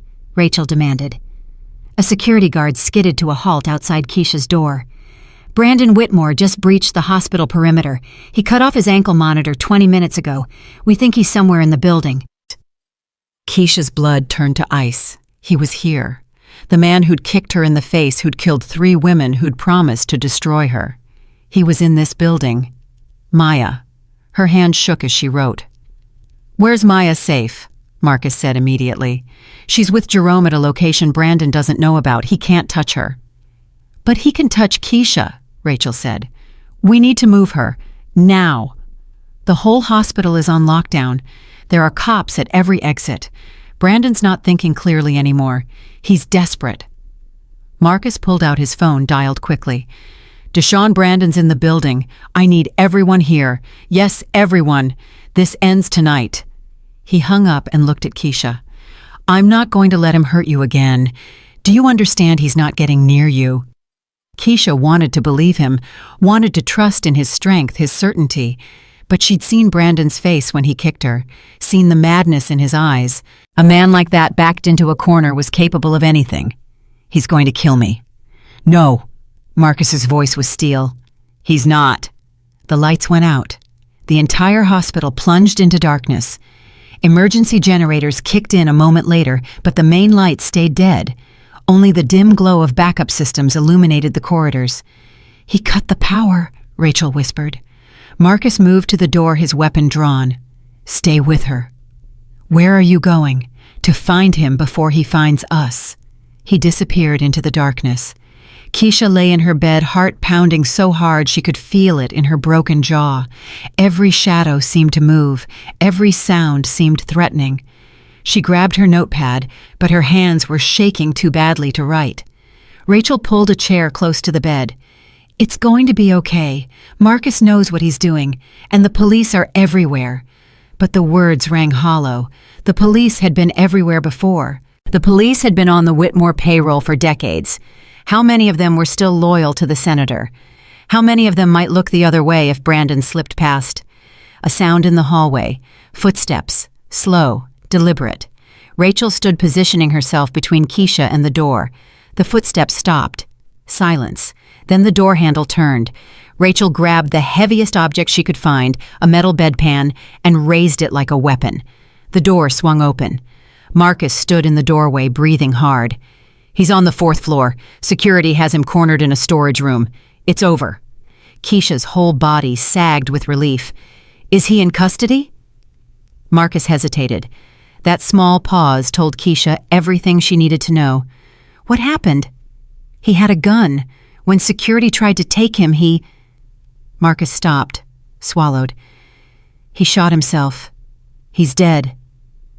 The words hung in the air. Brandon Whitmore was dead. The man who'd kicked her in the face. The man who'd killed 3 women. The man who'd terrorized an entire county for 31 years. Gone. Keisha didn't know what to feel. Relief, yes, but also something else, something that felt almost like disappointment. He was supposed to go to prison. He was supposed to face trial. He was supposed to answer for what he did. I know, Marcus said quietly, reading her expression. But sometimes justice doesn't look the way we expect. Sometimes the monster destroys himself. His father, in FBI custody. He'll spend the rest of his life in prison. The crimes they're uncovering go back decades. Money laundering, bribery, obstruction of justice, and now accessory to murder, maybe multiple murders. So it's over. Marcus sat down in the chair beside her bed. The Whitmore family is finished. Their empire is crumbling as we speak. Everyone who took their money, everyone who looked the other way, they're all going to face consequences. Keisha stared at the ceiling, at the fluorescent lights flickering back to life as power was restored, at the ordinary world reasserting itself after a night of terror. I want to see Maya. Tomorrow, I promise. We'll bring her here tomorrow. I want to see her now. Marcus took her hand. His grip was warm, steady, real. She's asleep, safe, dreaming about birthday cake and rainbows. Let her have that for a few more hours. In the morning you can hold her. You can explain everything. What do I tell her? The truth. That her mother is the bravest person I've ever met. That she stood up to a monster when no one else would. That she saved lives. Keisha's eyes filled with tears. I don't feel brave. I feel broken. Those things aren't opposites. Marcus squeezed her hand. The bravest people I know are all broken in some way. They fight because they understand what's at stake. They stand up because they know what it's like to be knocked down. The door opened again. Deshawn entered, followed by Jerome, Terrence, and Tommy. All 4 men looked exhausted but triumphant. "It's done," Deshawn said. "Senator Whitmore just confessed to accessory in all 3 murders. He's naming names trying to cut a deal. Half the county government is about to be arrested." "The FBI found Brandon's laptop," Jerome added. "Keisha, he had files on dozens of women. Photos, videos, everything. Most of them are still alive. They're going to need support. They're going to need someone who understands what they went through." Keisha looked at these 5 men who had appeared from nowhere on the worst night of her life. Strangers who had become protectors. Soldiers who had become family. Why, she wrote. "Why did you stay? You could have walked away at any point. You didn't owe me anything." Marcus looked at his brothers. Something passed between them, some silent communication born of years of combat and loss. "Because my sister died alone," Marcus said finally. "Because I spent 10 years carrying the weight of that failure. Because when I saw Brandon Whitmore grab your arm, I saw Jasmine. I saw every woman who'd ever been hurt by a man who thought he was untouchable." Deshawn spoke up. "We all lost someone. We all carry ghosts. Jasmine was Marcus's sister, but we've all got our own reasons for doing this work." "What work?" Rachel asked. "We call it the Watch," Terrence explained. "After we got out of the Marines, we couldn't just go back to normal life, couldn't pretend the darkness didn't exist, so we travel the country looking for people who need help, people the system has failed." "Vigilantes," Rachel's tone was cautious. "Witnesses," Marcus corrected. "We don't take the law into our own hands. We just make sure there are eyes where there need to be eyes. We document, we protect, we testify." "How many?" Keisha wrote. "How many people have you helped, counting you 47 in 3 years, women escaping abusive partners, families targeted by corrupt officials, witnesses who needed protection? You saved my life." "You saved your own life," Marcus said. "We just gave you the space to do it." By morning, the world looked different. Keisha woke to sunlight streaming through the hospital window and the sound of voices in the hallway. Familiar voices, small voices. She sat up so fast her jaw screamed in protest. The door opened. Maya stood in the doorway clutching a stuffed elephant and looking terrified. Behind her, Jerome watched with gentle eyes. "She wanted to see you," Jerome said. "We couldn't make her wait any longer." Maya took one hesitant step into the room, then another. Her eyes were fixed on Keisha's face, on the bruises and swelling and wires. "Mama," her voice was barely a whisper. "Is that you?" Keisha held out her arms. Maya ran. She crashed into Keisha's chest, small arms wrapping around her mother with desperate strength. Keisha held her daughter and cried great, silent sobs that shook her whole body because her wired jaw wouldn't let her make a sound. "I was so scared," Maya whispered. "Miss Rosa got hurt, and Mr. Jerome took me away, and everyone was saying the bad man was coming, and I thought... Keisha squeezed tighter. "I'm sorry, Mama. I'm sorry for whatever I did wrong. Please don't leave me, please." Keisha pulled back, grabbed her notepad with one hand while keeping Maya close with the other. "You didn't do anything wrong. You hear me? Nothing that happened is your fault." Maya read the words, her lips moving silently. "The bad man is gone. He can't hurt us anymore." "Gone where?" Keisha hesitated. "How did you explain death to a 6-year-old? How did you explain that the monster from her nightmares had destroyed himself, gone forever? He made some very bad choices, and now he's gone." Maya's eyes searched her mother's face. "Is he in jail like the policeman said on TV?" "Something like that. He can't hurt anyone ever again." "Good." Maya's voice was fierce, in a way Keisha had never heard before. "I'm glad. He hurt you, Mama. He hurt Miss Rosa. He was a bad, bad man." "Yes, he was. But you're okay now. You're coming home." Keisha looked at Marcus, who stood by the window watching the reunion with suspiciously bright eyes. "Soon, baby. The doctors need to make sure Mama's all healed up, but soon." Maya snuggled closer, careful of the wires and bandages. "I missed you so much.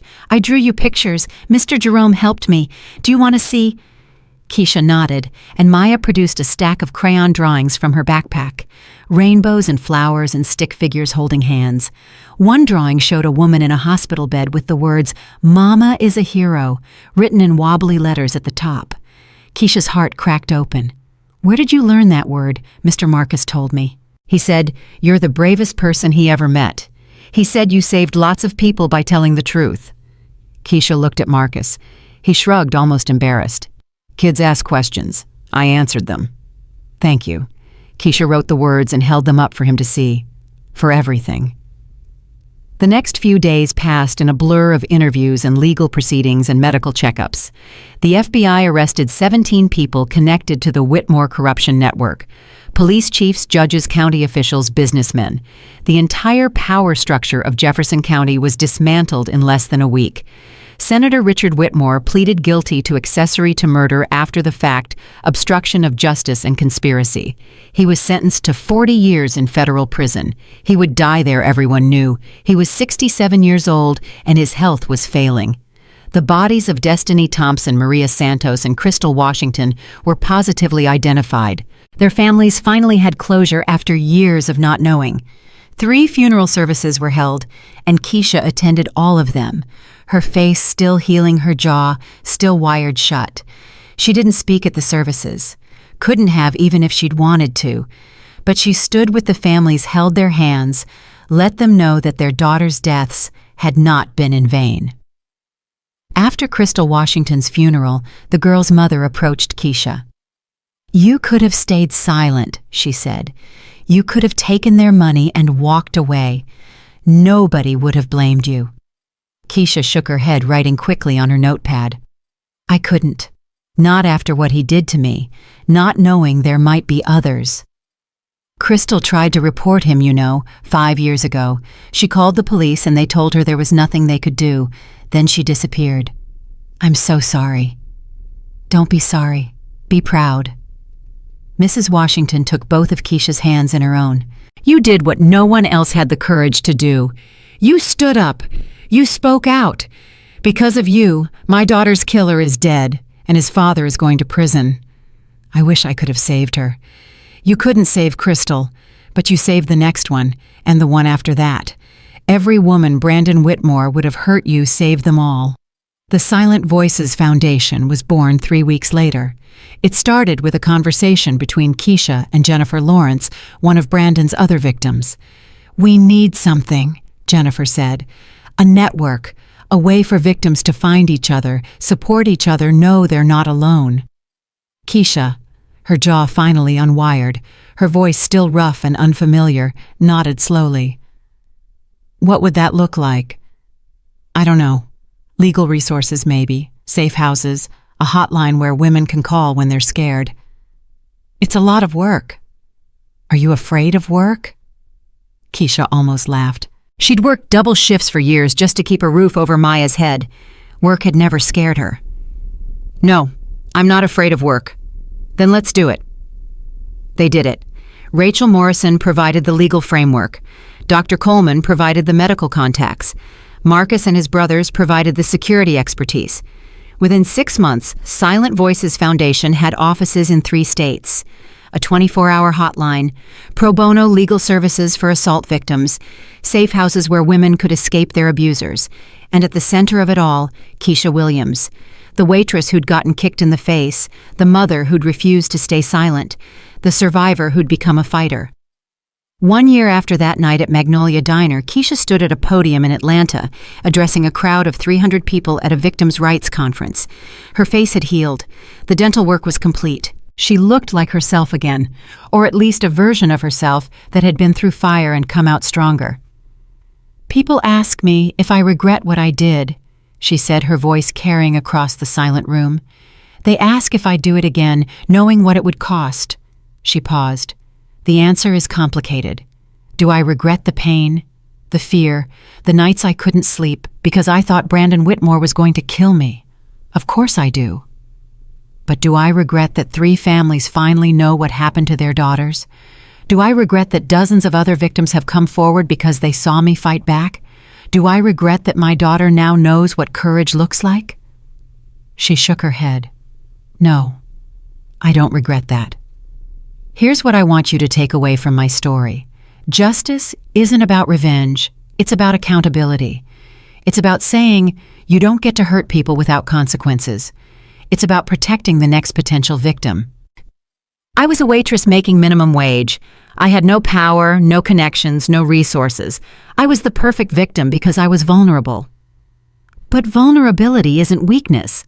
Vulnerability is just being human. And humans, when we stand together, are stronger than any system designed to silence us. The audience rose to their feet. After the speech, a young woman approached Keisha. Maybe 22 nervous eyes, hands trembling. My boyfriend hit me last week. I haven't told anyone. I don't know what to do. Keisha took her hands. First, you tell someone. You just told me, so that's a start. Second, you understand it's not your fault. Nothing you did justified violence. Third, you decide what you need. There's no right answer except the one that protects you. Will it get easier? Keisha thought about her own journey. The pain that still flared up sometimes. The nightmares that still came occasionally. The sound of boots on tile that still made her flinch. Easier, no, but you get stronger.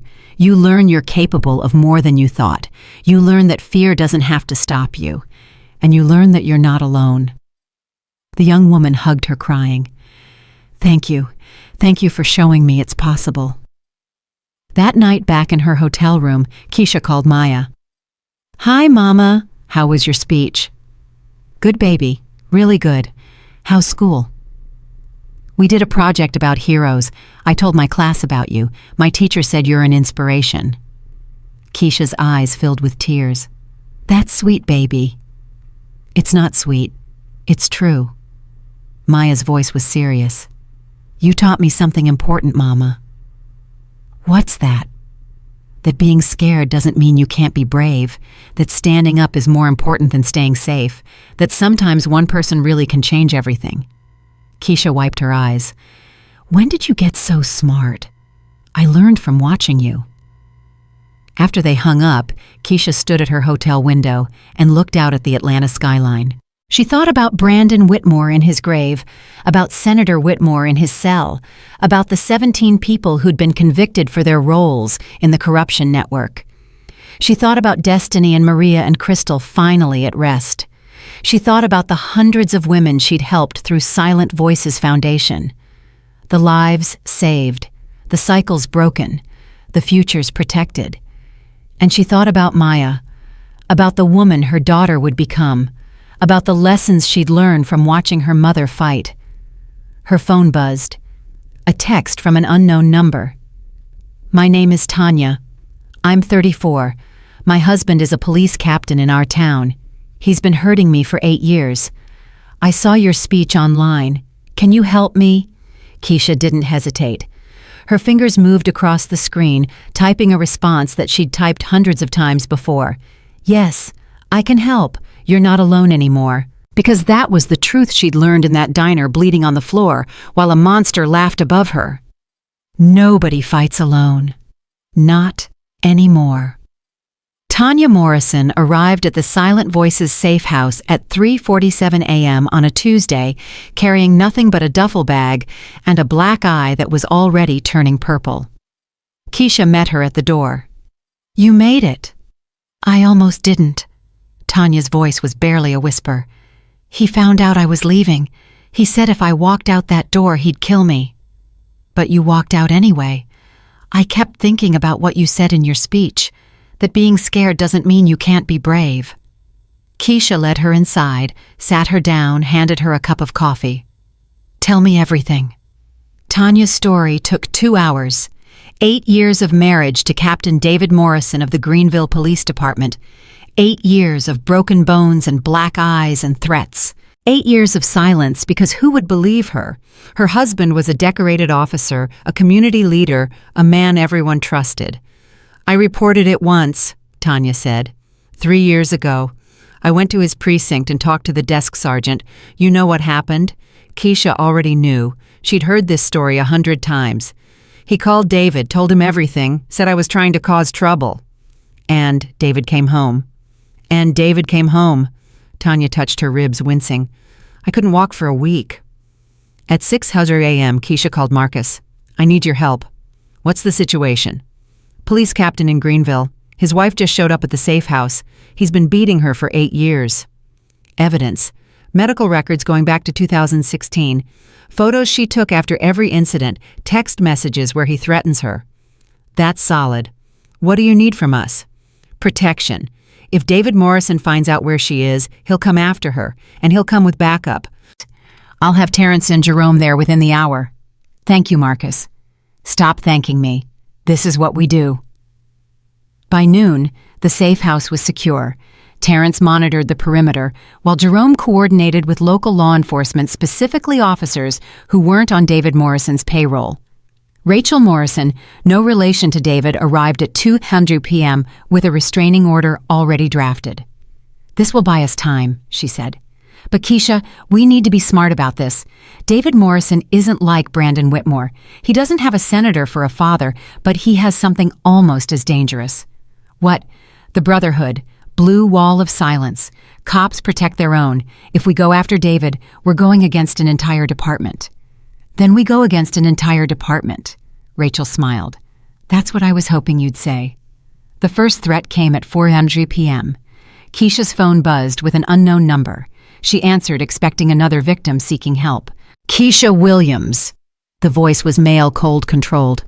"I know who you are, I know what you're doing, and I know where your daughter goes to school." Keisha's blood turned to ice. Who is this a friend of David Morrison? A reminder that not everyone appreciates what you're building. Some of us think women should know their place. Is that a threat? It's an observation. Maya is a beautiful little girl. It would be a shame if something happened to her. The line went dead. Keisha's hands were shaking as she called Marcus. "They threatened Maya, someone connected to the Morrison case. They know where she goes to school." Marcus didn't hesitate. "I'm pulling her out now. Deshawn is already en route. We'll move her to a secure location until this blows over."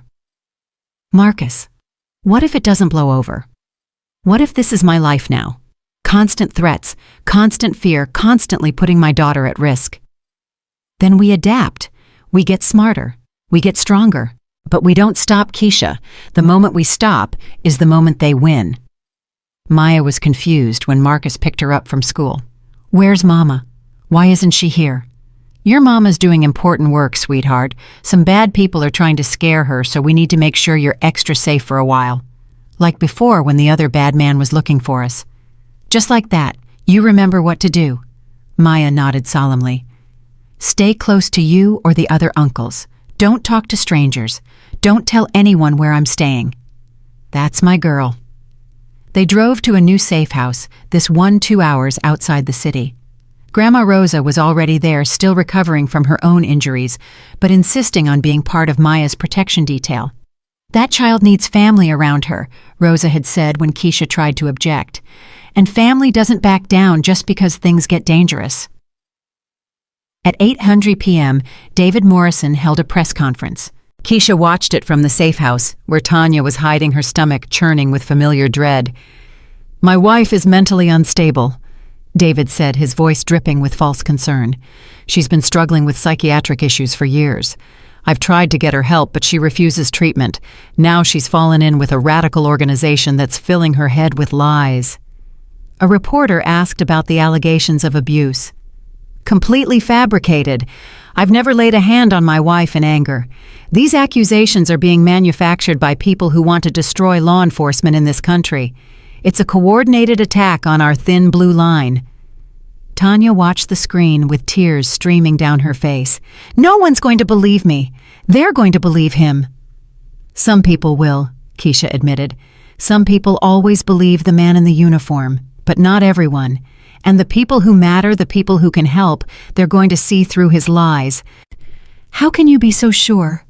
Keisha took Tanya's hands. "Because I've been where you are. I know what it feels like to have your word questioned, your sanity doubted, your truth dismissed. But I also know what happens when you refuse to be silent. When you stand up and keep standing, no matter how hard they try to knock you down. I'm not as strong as you. You're stronger than you know. You just haven't discovered it yet." The next morning brought a break in the case. Rachel called at 9:00 a.m., her voice tight with excitement. "We found something." One of David's former partners, a woman named Detective Lisa Chen, reached out to us last night. She was on the force with him for 3 years. She's willing to testify. About what? Everything. She says David has a reputation in the department. Multiple complaints from female colleagues that were buried. A pattern of intimidation and control that goes back to his rookie days. And Keisha, she's not the only one. 2 other officers have come forward since the press conference. They're all willing to talk. Why now? Why are they coming forward now? Because they saw Tanya's story on the news. They saw her face, her black eye, and they recognized the man they'd been covering for. Sometimes all it takes is one person being brave enough to speak up. Then others find their courage too. Keisha thought about the women who'd come forward after her interview aired. Jennifer, Sarah, Amy. The 3 women in the Delta whose deaths had finally been acknowledged. One voice becoming many, one truth becoming undeniable. What do we need to do? We need to move fast. David knows we're building a case. He's going to try to discredit Tanya, intimidate the witnesses, destroy any evidence he can reach. We need to get to the FBI before he can cover his tracks. Then let's get to the FBI. The meeting with the FBI happened at 2:00 p.m. in a secure location outside Greenville. Special Agent Patricia Washington listened to the evidence with growing concern. Medical records, text messages, testimony from 3 police officers who'd witnessed David's behavior firsthand. "This is substantial," Agent Washington said. "But I need you to understand something. Going after a police captain is complicated. The department will close ranks. Union lawyers will get involved. This could drag on for months." "We don't have months," Keisha said. "David Morrison threatened my daughter. He's looking for his wife right now, and if he finds her, I understand the urgency, but federal investigations take time." Marcus leaned forward. "What if we gave you something that would speed things up? Such as evidence of corruption within the Greenville Police Department, officers taking bribes, cases being buried, a systematic pattern of protecting abusers in uniform." Agent Washington's eyes narrowed. "You have that kind of evidence. We can get it. But we need assurance that Tanya Morrison and her family will be protected. Full federal protection until David is in custody." "That's a big ask." "It's a fair trade. We give you the biggest police corruption case in this state's history. You keep our people safe." Agent Washington considered for a long moment. Then she nodded. "Get me the evidence. I'll get you the protection." The evidence came faster than anyone expected. At 6:00 p.m., an anonymous source contacted Silent Voices with a file dump. Hundreds of documents, internal communications, financial records, a decade of corruption laid bare. Deshawn traced the source to a server inside the Greenville Police Department. "Someone on the inside is helping us," he said. "Someone with access to everything." "Who?" "I can't tell yet. They're being careful, but whoever they are, they're feeding us gold." The documents revealed a pattern that went far beyond David Morrison. Officers on the take from local gangs, cases fixed for wealthy defendants, evidence disappearing from lockup, and at the center of it all, a network of men who protected each other no matter what crimes they committed. "This is going to bring down the whole department," Rachel said, reviewing the files.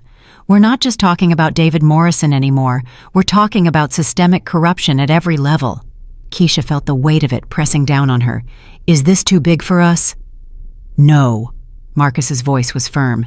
"Nothing is too big when you have the truth on your side.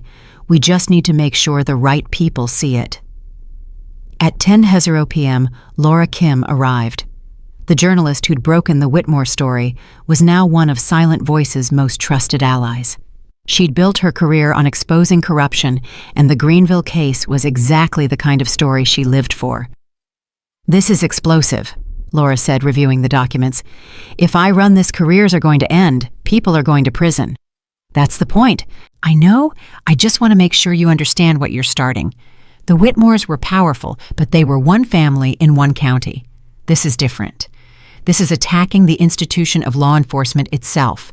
The backlash is going to be severe." "We can handle backlash." "Can you handle death threats because they're coming? Can you handle being called anti-police, anti-American, a threat to public safety? Because that's what they'll say." Keisha thought about Maya, about the voice on the phone threatening her daughter, about all the nights she'd lain awake wondering if she was doing the right thing. I've already faced worse than words. Brandon Whitmore kicked my teeth out. His father tried to put me in prison. They threatened to take my daughter away and bury me in a civil suit that would have destroyed me. She met Laura's eyes.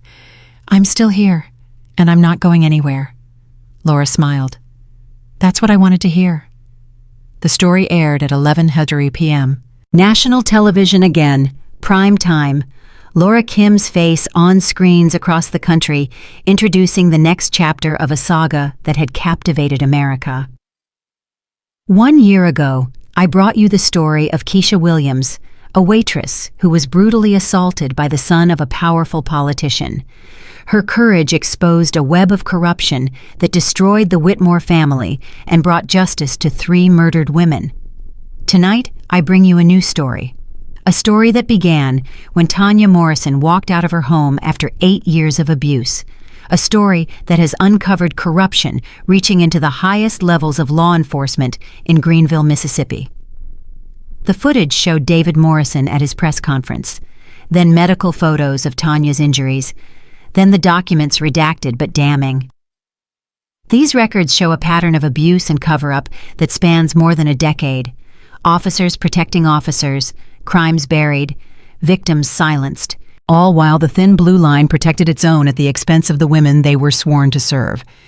The phone started ringing before the segment even ended. More victims, more stories, more women who'd been afraid to speak until they saw someone else do it first. By midnight, Keisha had taken 17 calls. By 2:00 a.m., that number had doubled. By dawn, Silent Voices hotline was overwhelmed. "We need more people," Rachel said, exhausted. "More counselors, more lawyers, more safe houses. This is bigger than anything we've handled before." Then we get more people. Where we're already stretched thin, our funding barely covers what we're doing now. Marcus spoke up. "I know some veterans who've been looking for meaningful work. Good men and women who understand what it means to protect people who can't protect themselves. Can they be trusted? With my life, with yours. Then bring them in." The next 48 hours were chaos. David Morrison went into hiding after the FBI issued a warrant for his arrest. His allies in the department scattered, some cooperating with investigators, others destroying evidence as fast as they could. Tanya gave her statement to federal prosecutors. Then Jennifer. Then Sarah. Then a dozen other women who'd been hurt by the officers, now facing charges. Keisha moved between safe houses, coordinating logistics, answering phones, holding hands, and offering comfort to women who were reliving their worst memories. She barely slept, barely ate, barely saw Maya except through video calls where she tried to pretend everything was normal. "When are you coming home, Mama?" "Soon, baby, as soon as the bad men are caught."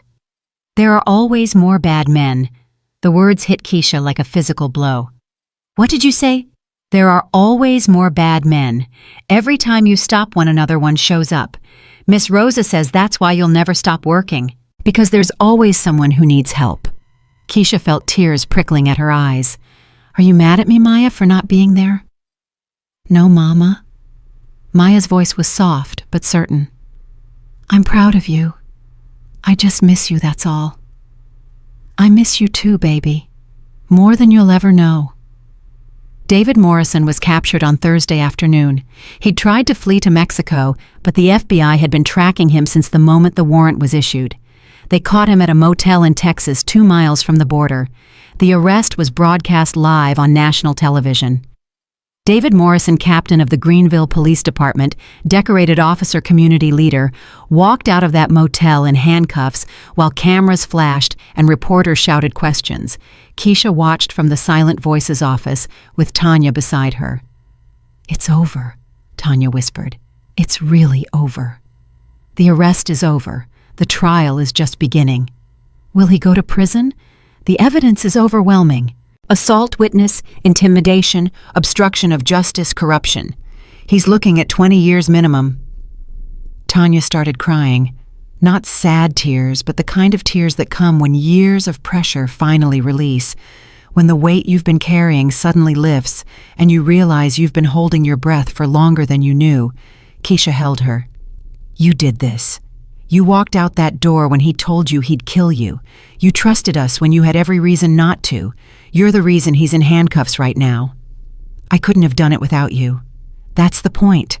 None of us can do it alone. That's why we have each other. The next week brought more arrests. 12 officers from the Greenville Police Department were charged with various crimes: corruption, evidence tampering, assault, civil rights violations. The department was placed under federal oversight. The chief resigned in disgrace. The union president stepped down after it was revealed he'd been covering up complaints for years. And through it all, more victims came forward. Women who'd been assaulted by officers and told no one would believe them. Women who'd reported crimes and been ignored because the perpetrators wore badges. Women who'd given up hope years ago and were suddenly finding it again.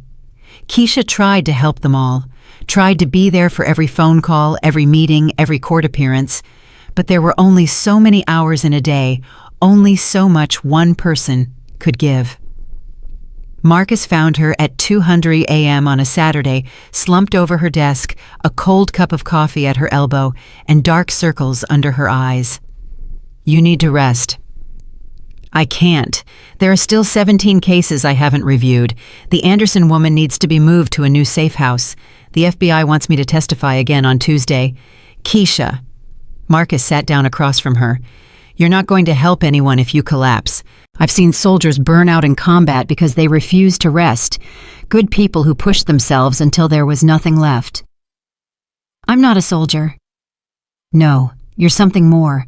Soldiers have order structure, someone telling them when to sleep and eat. You're doing this on your own, carrying a weight that would break most people. I can handle it. Can you... When was the last time you saw Maya in person? Keisha opened her mouth to answer, then closed it. She couldn't remember. A week, too.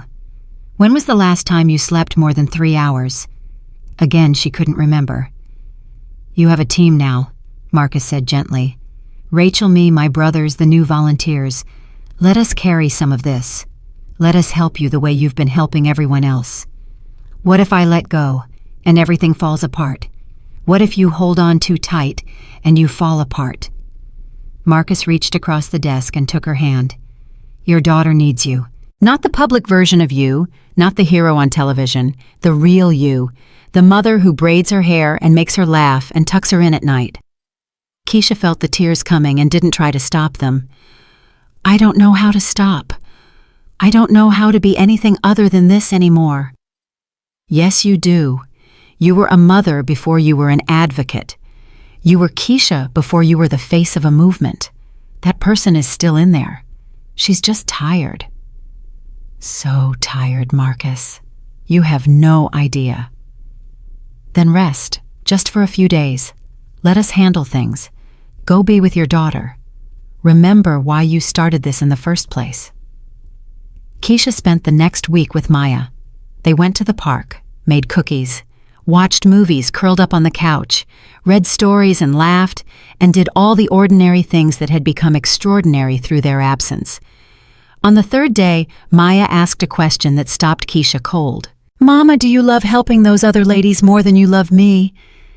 Keisha knelt down to her daughter's level. What makes you ask that, baby? Because you're always with them. You're always on the phone or at the office or going to court, and I know it's important. I know you're saving people, but sometimes I wish the bad men would just stop so you could come home. Keisha's heart cracked open. Listen to me, Maya. You are the most important thing in my life, more important than the foundation, more important than the cases, more important than anything. Every single thing I do because I want to make the world better for you. I want you to grow up in a place where women are safe, where little girls are protected, where bad men face consequences. But I don't want a better world. I just want you. Keisha pulled her daughter close and held her tight. I'm so sorry, baby. I got so caught up in fighting that I forgot what I was fighting for. You. It was always you. And does that mean you're going to stop? Keisha thought about it. Really thought about it. No, I can't stop. Not completely. There are too many people who need help, but I can do better. I can be home more. I can let other people carry the weight sometimes. I can be your mama first and everything else second." Maya looked at her with those serious 6-year-old eyes. "Promise?" "I promise." When Keisha returned to work, she was different. She delegated more, trusted her team more, went home at reasonable hours, and actually slept through the night. The foundation kept growing, but now it grew without consuming her. New offices opened in 3 more states. The hotline expanded. Legal services expanded. The network of safe houses expanded. And through it all, Keisha was there. Not as a martyr sacrificing everything on the altar of the cause, but as a leader who understood that sustainability mattered as much as passion. 6 months after Tanya Morrison walked into that safe house, Keisha received an invitation that changed everything. It came from the White House. "They want you to speak at a national conference on domestic violence," Rachel said, reading the email. "The president herself is going to be there. They're calling you the face of survivor advocacy in America." Keisha stared at the invitation. Me at the White House. You, a waitress from Jefferson County, Mississippi, who got kicked in the face by a senator's son and decided to burn his whole world down. That's not how I'd describe myself. That's how history is going to describe you. Get used to it. The trip to Washington, D.C. felt surreal. Keisha had never been on a plane before, never stayed in a hotel that cost more per night than she used to make in a week, never been in a room with politicians and celebrities and people whose names she'd only seen in newspapers.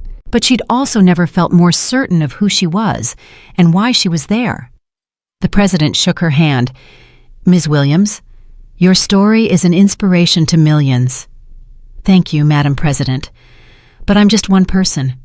There are thousands of survivors doing the same work all over the country. They're the real heroes. And yet you're the one who sparked the movement. You're the one who showed people what was possible." Keisha thought about that night at Magnolia Diner, the boot coming toward her face, the blood on the floor, the 5 men who stood up when everyone else would have looked away. "I didn't do it alone. I had help." "That's exactly my point." The president smiled. "Change never happens alone. It happens when one person is brave enough to start and others are brave enough to follow." Keisha gave her speech to a room of 2,000 people. She told them about Brandon Whitmore, about the 3 women buried in the Delta, about Tanya Morrison and David Morrison and the corrupt police department that had protected him, about the hundreds of calls that came into Silent Voices every week, each one representing a person in crisis, a life at a crossroads. "People ask me how I do it," she said, "how I face the darkness every day without losing hope. The answer is simple. I don't face it alone. I face it with survivors who've become advocates, with veterans who protect the vulnerable, with lawyers who fight for justice, with journalists who shine light into dark places." She paused. "When I was lying on that diner floor bleeding and broken, I thought my life was over. I thought the monster had won. But then 5 strangers stood up, 5 men who could have walked away. They didn't know me. They had no obligation to help, but they stood up anyway. That's what I'm asking you to do today. Stand up, not because it's easy, not because you'll be rewarded, but because somewhere out there right now, someone is bleeding on a floor and waiting for someone to care." The applause lasted 3 minutes. When Keisha returned to her seat, her phone buzzed with a text from Maya. "Watched your speech on TV with Grandma Rosa. You were amazing, Mama.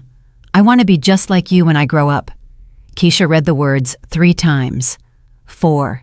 Then she typed back, "You already are, baby. You already are." 2 years had passed since that night at Magnolia Diner. 2 years since Brandon Whitmore's boot connected with Keisha's face. 2 years since 5 strangers stood up in a corner booth and changed the course of history. 2 years since a waitress making minimum wage decided she would rather die standing than live on her knees. Keisha stood in front of her bathroom mirror at 5:47 a.m., studying the face that stared back at her. The scars had faded. The dental work was complete. A stranger would never know what she'd been through. But Keisha knew. She saw it in her eyes every morning. The knowledge of what humans were capable of, both terrible and beautiful. The weight of the lives she carried, the fire that had been lit inside her and refused to go out. Her phone buzzed on the counter. Marcus. "Good morning. Ready for the big day?" "As ready as I'll ever be."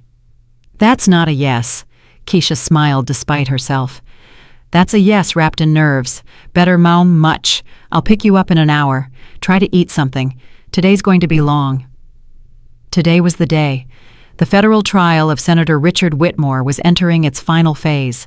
After 2 years of legal maneuvering, delays, and appeals, the prosecution was finally presenting closing arguments. Keisha was scheduled to give her victim impact statement that afternoon. She'd written and rewritten that statement 100 times, torn it up, started over, thrown drafts in the trash. How did you summarize the worst night of your life in a way that captured both the horror and the hope that followed? Maya appeared in the doorway, still in her pajamas, hair wild from sleep. "Are you nervous, Mama?" "Very nervous. About talking to the judge. About everything. About saying the wrong thing. About crying in front of everyone. About the senator's lawyers trying to trip me up." Maya walked over and took Keisha's hand. "You know what I do when I'm scared?" "What, baby?" "I think about you. About how you weren't scared to fight the bad men. About how you stood up even when everyone told you to sit down." Keisha's eyes filled with tears. "I was terrified, Maya, every single day." "I know. But you did it anyway. That's what brave means." 8 years old now, and wiser than most adults Keisha had ever met. "When did you get so smart?" "I learned from watching you." The courthouse steps were crowded with reporters when Keisha arrived at 900 a.m. Cameras flashed, microphones were thrust in her face. Questions came from every direction. "Ms. Williams, how do you feel about today's proceedings? Do you think the senator will be convicted?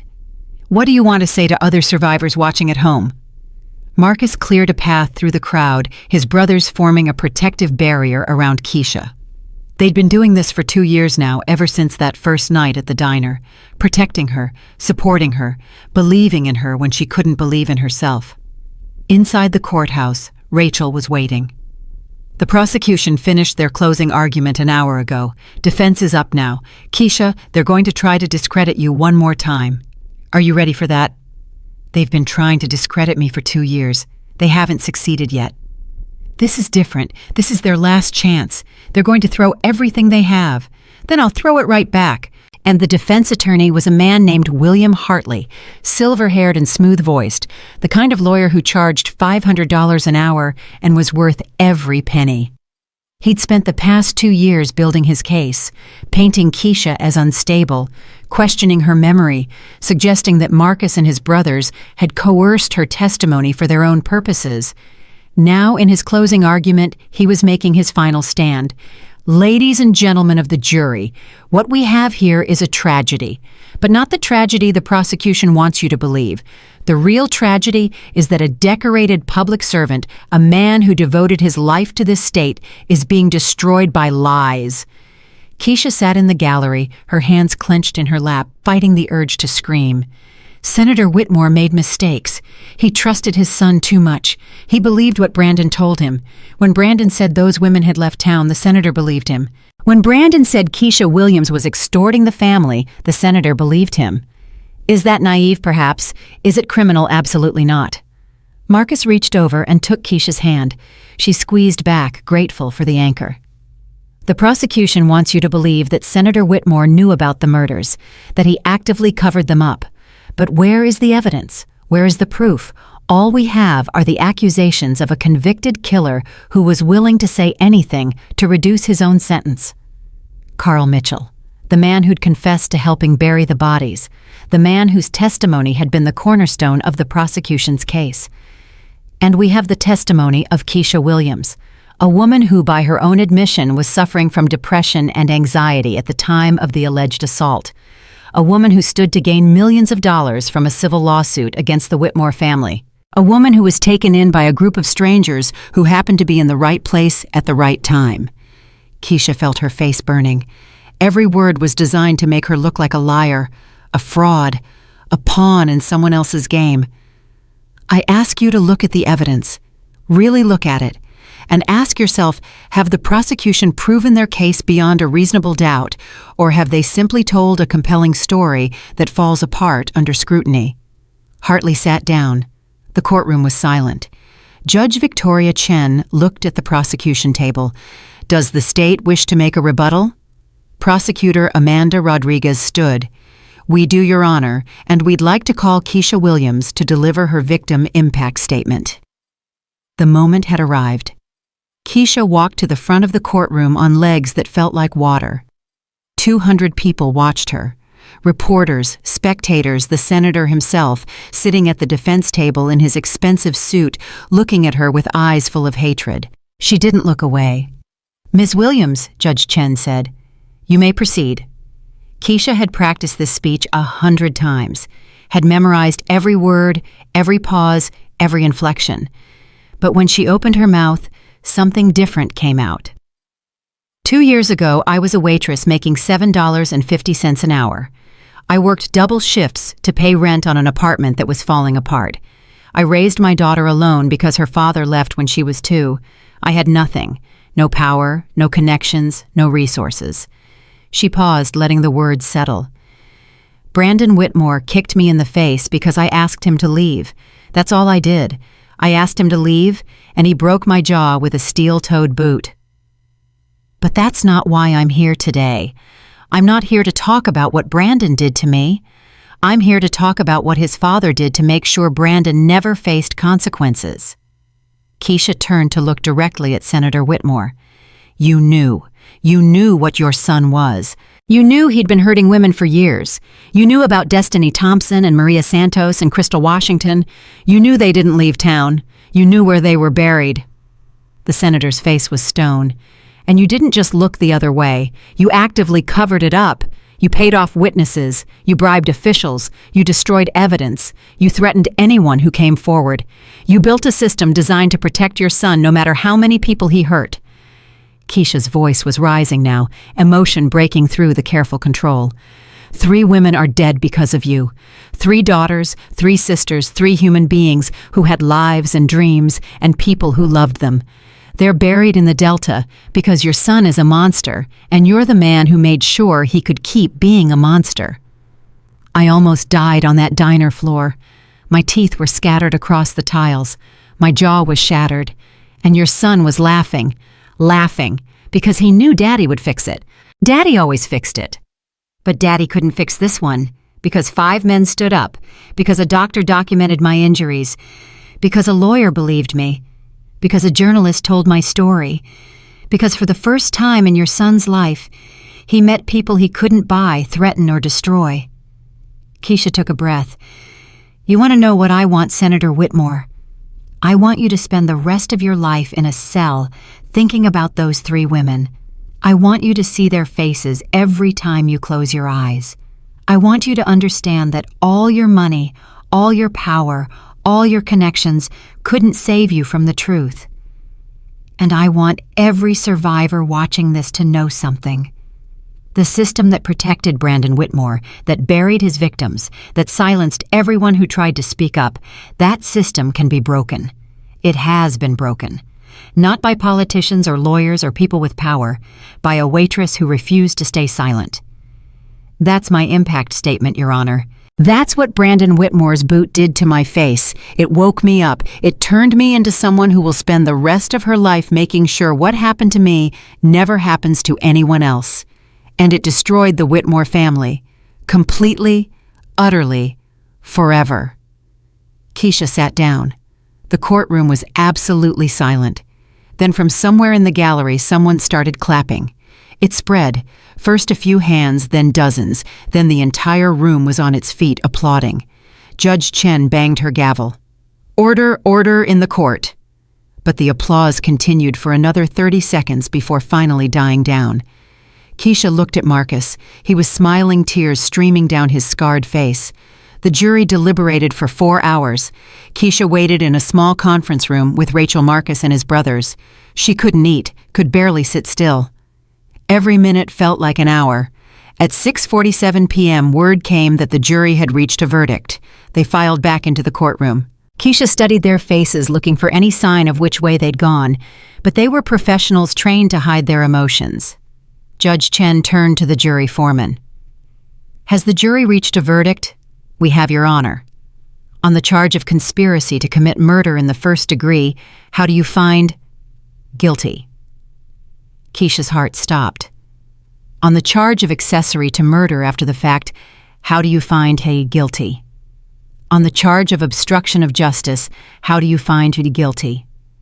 On the charge of witness tampering, how do you find guilty? On the charge of bribery of public officials, how do you find guilty?" One by one the charges fell. Guilty on all counts, 17 charges in total. A complete and total victory. Senator Richard Whitmore sat motionless at the defense table, his face gray, his hands trembling. The man who had ruled Jefferson County for 30 years, who had believed himself untouchable, looked suddenly old, broken, finished. Judge Chen turned to the defendant. "Senator Whitmore, you have been found guilty by a jury of your peers on all counts. Sentencing will take place in 30 days. Until that time, you are remanded to federal custody." The bailiffs moved forward. Handcuffs clicked around the senator's wrists, and as he was led out of the courtroom, he passed within 3 feet of Keisha. Their eyes met. For one moment, all the hatred, all the rage, all the bitter fury of a man who had lost everything burned in his gaze. Then he was gone. And Keisha Williams let herself breathe for the first time in 2 years. The sentencing hearing came 30 days later. Keisha attended along with the families of Destiny Thompson, Maria Santos, and Crystal Washington. They sat together in the front row, holding hands united by grief and determination. Judge Chen addressed the courtroom. "Senator Whitmore, you have been convicted of crimes that shock the conscience. You used your power and influence to protect a murderer. You helped conceal the deaths of 3 innocent women. You corrupted the very institutions that were supposed to deliver justice. The prosecution has recommended a sentence of life imprisonment. The defense has requested leniency due to your age and health." The senator stood at the defense table looking like a man who had aged 20 years in the past month. "After careful consideration, I sentence you to serve 60 years in federal prison without the possibility of parole." 60 years. The senator was 69 years old. He would die in prison. Everyone in that courtroom knew it. Mrs. Thompson, Destiny's mother, let out a sob of relief. Mrs. Santos crossed herself and whispered a prayer. Mrs. Washington squeezed Keisha's hand so hard it hurt. It was over. After years of fighting, years of threats, years of wondering if justice would ever come, it was finally, irrevocably, completely over. Outside the courthouse, Keisha faced the cameras one last time. "What happens now, Ms. Williams?" "Now we keep working. There are still thousands of survivors who need help. There are still systems that protect abusers. There's still so much to do." "Do you feel vindicated by the verdict?" Keisha thought about it. "I feel relieved. I feel grateful. But vindication. That's not really what this was about. 3 women are still dead. Brandon Whitmore is in his grave. His father is going to prison. None of that brings anyone back. None of that erases what happened. Then what does it mean to you? It means that sometimes if you fight hard enough and long enough, the truth wins. It means that monsters can be stopped. It means that the next woman who gets kicked in the face will know that speaking up is worth it because the system can work when enough people demand that it works." She looked directly into the camera. "And it means that I'm not done. Not even close." 3 months after the sentencing, Keisha received a phone call that would change everything again. It came at 10:00 p.m. just as she was putting Maya to bed. Unknown number. She almost didn't answer. "Ms. Williams, this is Sarah Chen, White House Office of Domestic Policy. I'm calling on behalf of the President." Keisha's breath caught. "The President?" "Yes, ma'am. She's been following your work with the Silent Voices Foundation. She's very impressed. She'd like to meet with you to discuss a proposal." "What kind of proposal?" "I'd rather not discuss it over the phone. Can you come to Washington next week?" Keisha looked at Maya half asleep in her bed, clutching the stuffed elephant she'd had since she was 4. "I can be there." The Oval Office was smaller than Keisha expected. President Angela Morrison, the first black woman to hold the office, stood as Keisha entered. Her handshake was warm but firm. "Ms. Williams, thank you for coming." "Thank you for inviting me, Madam President. Please sit."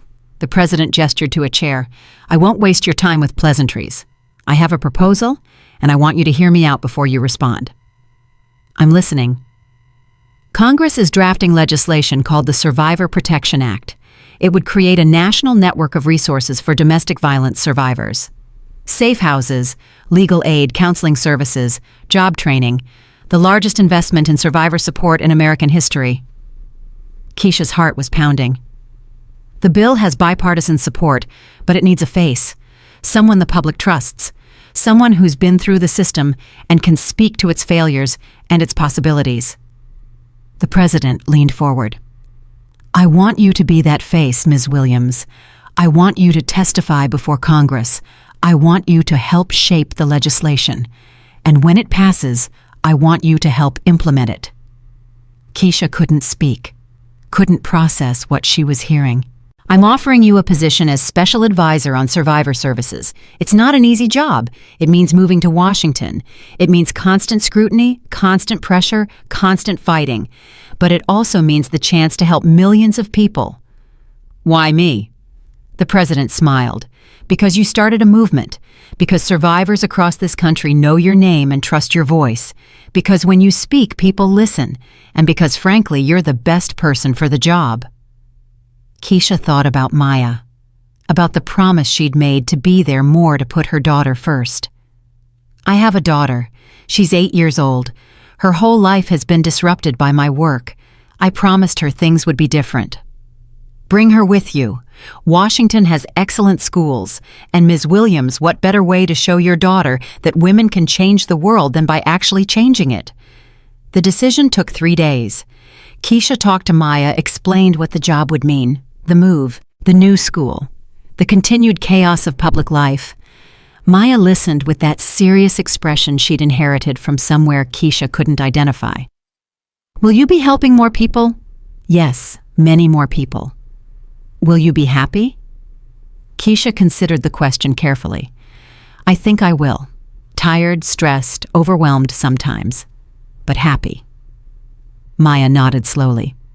"Then we should go." "Are you sure?" "Mama, you once told me that being scared doesn't mean you can't be brave. This is you being brave again. I don't want to be the reason you stop." Keisha pulled her daughter close. "When did you become the wisest person I know?" "I learned from watching you." The confirmation hearing was brutal. For 6 hours, Keisha sat before the Senate Committee on Health and Human Services, answering questions about her qualifications, her past, her vision for the role. Some senators were supportive. They asked about the Silent Voices Foundation, about the impact of survivor advocacy, about her plans for implementing the new legislation. Others were hostile. They questioned her mental health history. They suggested she was unqualified. They implied that her story had been exaggerated or fabricated. Keisha answered every question with patience and precision. She'd faced worse.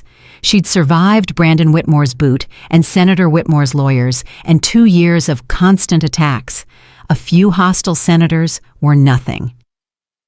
At the end of the hearing, Senator Williams of Mississippi, no relation, leaned into his microphone. "Ms. Williams, I have one final question. Why should this committee confirm you for this position? What makes you qualified to advise the President of the United States on survivor services?" Keisha looked at him for a long moment. "Because I know what it's like to be bleeding on the floor while someone laughs at you. Because I know what it's like to report a crime and have no one believe you.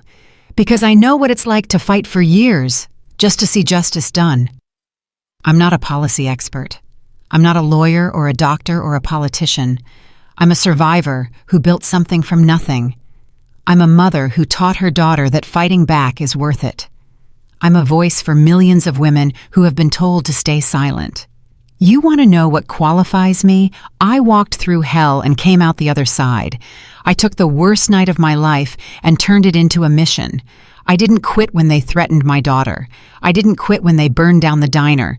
I didn't quit when they tried to put me in prison for telling the truth. That's what qualifies me, not a degree on a wall, not a title on a business card, the fact that I'm still standing, the fact that I'll never stop fighting. The vote was 14-9 in favor of confirmation. On a crisp October morning, Keisha Williams was sworn in as Special Advisor to the President on Survivor Services. Maya stood beside her holding the Bible. Marcus and his brothers stood in the back of the room watching with pride. Rachel Morrison, Dr. Patricia Coleman, Grandma Rosa, they were all there. All the people who had believed in her when believing seemed impossible. President Morrison administered the oath. Do you solemnly swear to support and defend the Constitution of the United States and to faithfully discharge the duties of the office on which you are about to enter? Keisha's voice was steady. I do. Then congratulations, Ms. Williams. Welcome to the team. Applause filled the room. Cameras flashed. Keisha looked out at the faces before her and felt something she'd rarely felt in the past 3 years. Peace. Not the peace of having no more battles to fight. There would always be battles. But the peace of knowing that she was exactly where she was supposed to be, doing exactly what she was supposed to do, a purpose that had been forged in pain and refined by fire. The first year in Washington was the hardest of Keisha's life. Harder than the assault, harder than the trial, harder than building silent voices from nothing. The Survivor Protection Act faced opposition at every turn, lawmakers who thought it cost too much, advocates who thought it didn't go far enough, bureaucrats who resisted change, media critics who questioned every decision. Keisha fought them all. She testified before Congress 17 times. She gave hundreds of interviews.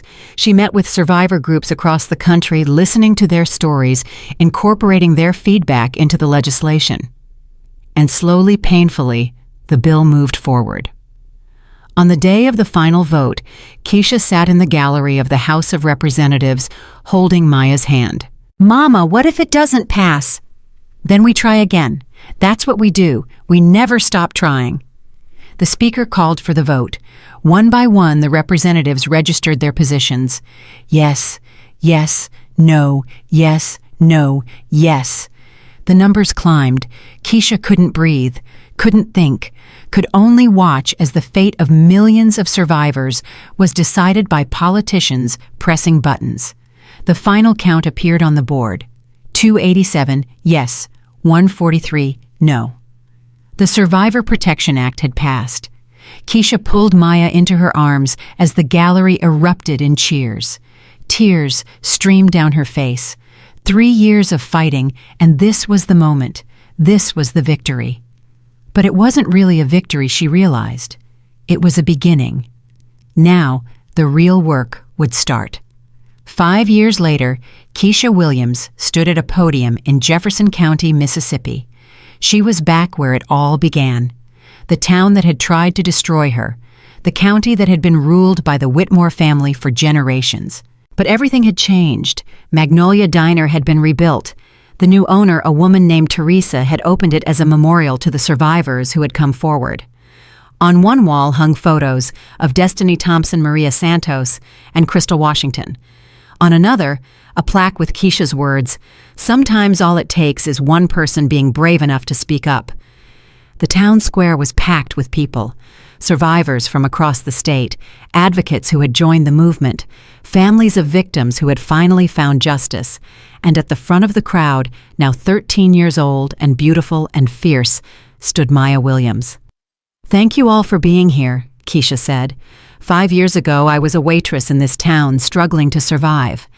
I had no idea what was coming, no idea that the worst night of my life would become the foundation for everything that followed. She looked out at the faces before her. Since the Survivor Protection Act passed, we've helped over 2 million survivors access services. We've opened 347 safe houses. We've trained 12,000 advocates. We've changed laws in every state in the country. But numbers don't tell the whole story. The real story is in the faces I see every day. The mother who escaped an abusive husband and rebuilt her life. The teenager who reported an assault and was actually believed. The grandmother who finally told a secret she'd been keeping for 50 years. Each of those faces represents a life saved, a cycle broken, a future protected. Keisha paused, gathering herself. When Brandon Whitmore kicked me in the face, he thought he was teaching me a lesson. He thought he was showing me who had power and who didn't. He thought he was silencing me forever. He was wrong. He didn't silence me. He gave me my voice. He turned a waitress into a warrior. He created the very thing he feared most, a woman who refused to stay down. She looked at Marcus standing at the edge of the crowd with his brothers, still watching over her after all these years, still protecting, still believing. I want to thank the 5 men who stood up that night: Marcus Hayes, Deshaun Williams, Jerome Carter, Terrence Brown, and Tommy Jackson. They saw evil and refused to look away. They are the reason I'm standing here today. The crowd applauded. Marcus nodded, a slight smile on his scarred face. I want to thank my daughter Maya. She was 6 years old when this started. She grew up watching her mother fight, and she never once asked me to stop. She pushed me to keep going even when I wanted to quit. Maya, everything I've done for you. Maya was crying openly, but she was also smiling. And I want to thank every survivor who trusted me with their story. You gave me purpose when I had none. You gave me strength when I was weak. You gave me hope when hope seemed impossible. Keisha took a breath. 10 years from now, I want to stand here again and look at a world where no woman has to fear speaking up, where no child has to watch their mother be beaten, where no family has to wonder what happened to their daughter. We're not there yet. We have so much more work to do, but we're closer than we've ever been, and we're not stopping. We will never stop. Not until every survivor has a voice. Not until every abuser faces justice. Not until every child grows up knowing they are safe. That's my promise. That's our mission. That's why we fight. She stepped back from the podium as the crowd rose to their feet. Thousands of voices cheering, crying, celebrating the impossible journey that had brought them all here. Maya pushed through the crowd and threw her arms around her mother. I'm so proud of you, Mama. Keisha held her daughter tight. I'm proud of us, baby. All of us. Meg. Later that night, after the crowds had dispersed and the cameras had gone home, Keisha walked alone to the spot where Magnolia Diner used to stand. The memorial wall was lit by soft lights. The faces of Destiny, Maria, and Crystal looked down at her, frozen forever in photographs taken before their lives were stolen. I did it, Keisha whispered. I did what I promised. I made sure your deaths meant something. A hand touched her shoulder. Marcus, you did more than that. You changed the world. We changed it together. Maybe, but it started with you. It started with a woman who refused to stay silent. Keisha looked up at the stars, at the vast, infinite sky that had watched over every moment of her journey. Do you think it's enough? Everything we've done? Nothing is ever enough. But that doesn't mean we stop trying. Marcus stood beside her, both of them gazing at the memorial. Jasmine would have been proud of you. She would have loved what you've built. I wish she could see it. Maybe she can. Maybe she's been watching all along. They stood in silence for a long moment. Then Keisha took a deep breath and turned away from the memorial. Come on, Maya's waiting, and tomorrow we have more work to do. Always more work. Always. They walked back toward the lights of the town, toward the future they had fought so hard to create. And somewhere in a federal prison cell, Senator Richard Whitmore stared at the ceiling and thought about everything he had lost. His son, his power, his legacy, his freedom. All because a waitress had refused to stay down. All because 5 men had stood up when everyone else would have looked away. All because one voice had become a movement, and one movement had become a revolution. Brandon Whitmore had kicked a black waitress in the face, thinking the men at the counter behind him were the only threat. He never saw the real danger until it was too late. He never understood that the woman bleeding on the floor would rise again, and when she rose, she would burn his world to ashes. That was the story of Keisha Williams, the waitress who got kicked in the face, the mother who refused to be silenced, the survivor who became a legend, and the woman who proved once and for all that no one is ever truly powerless, not when they have the courage to stand up, not when they have the strength to speak out, not when they have the fire to fight back. The monsters thought they had won. They were wrong.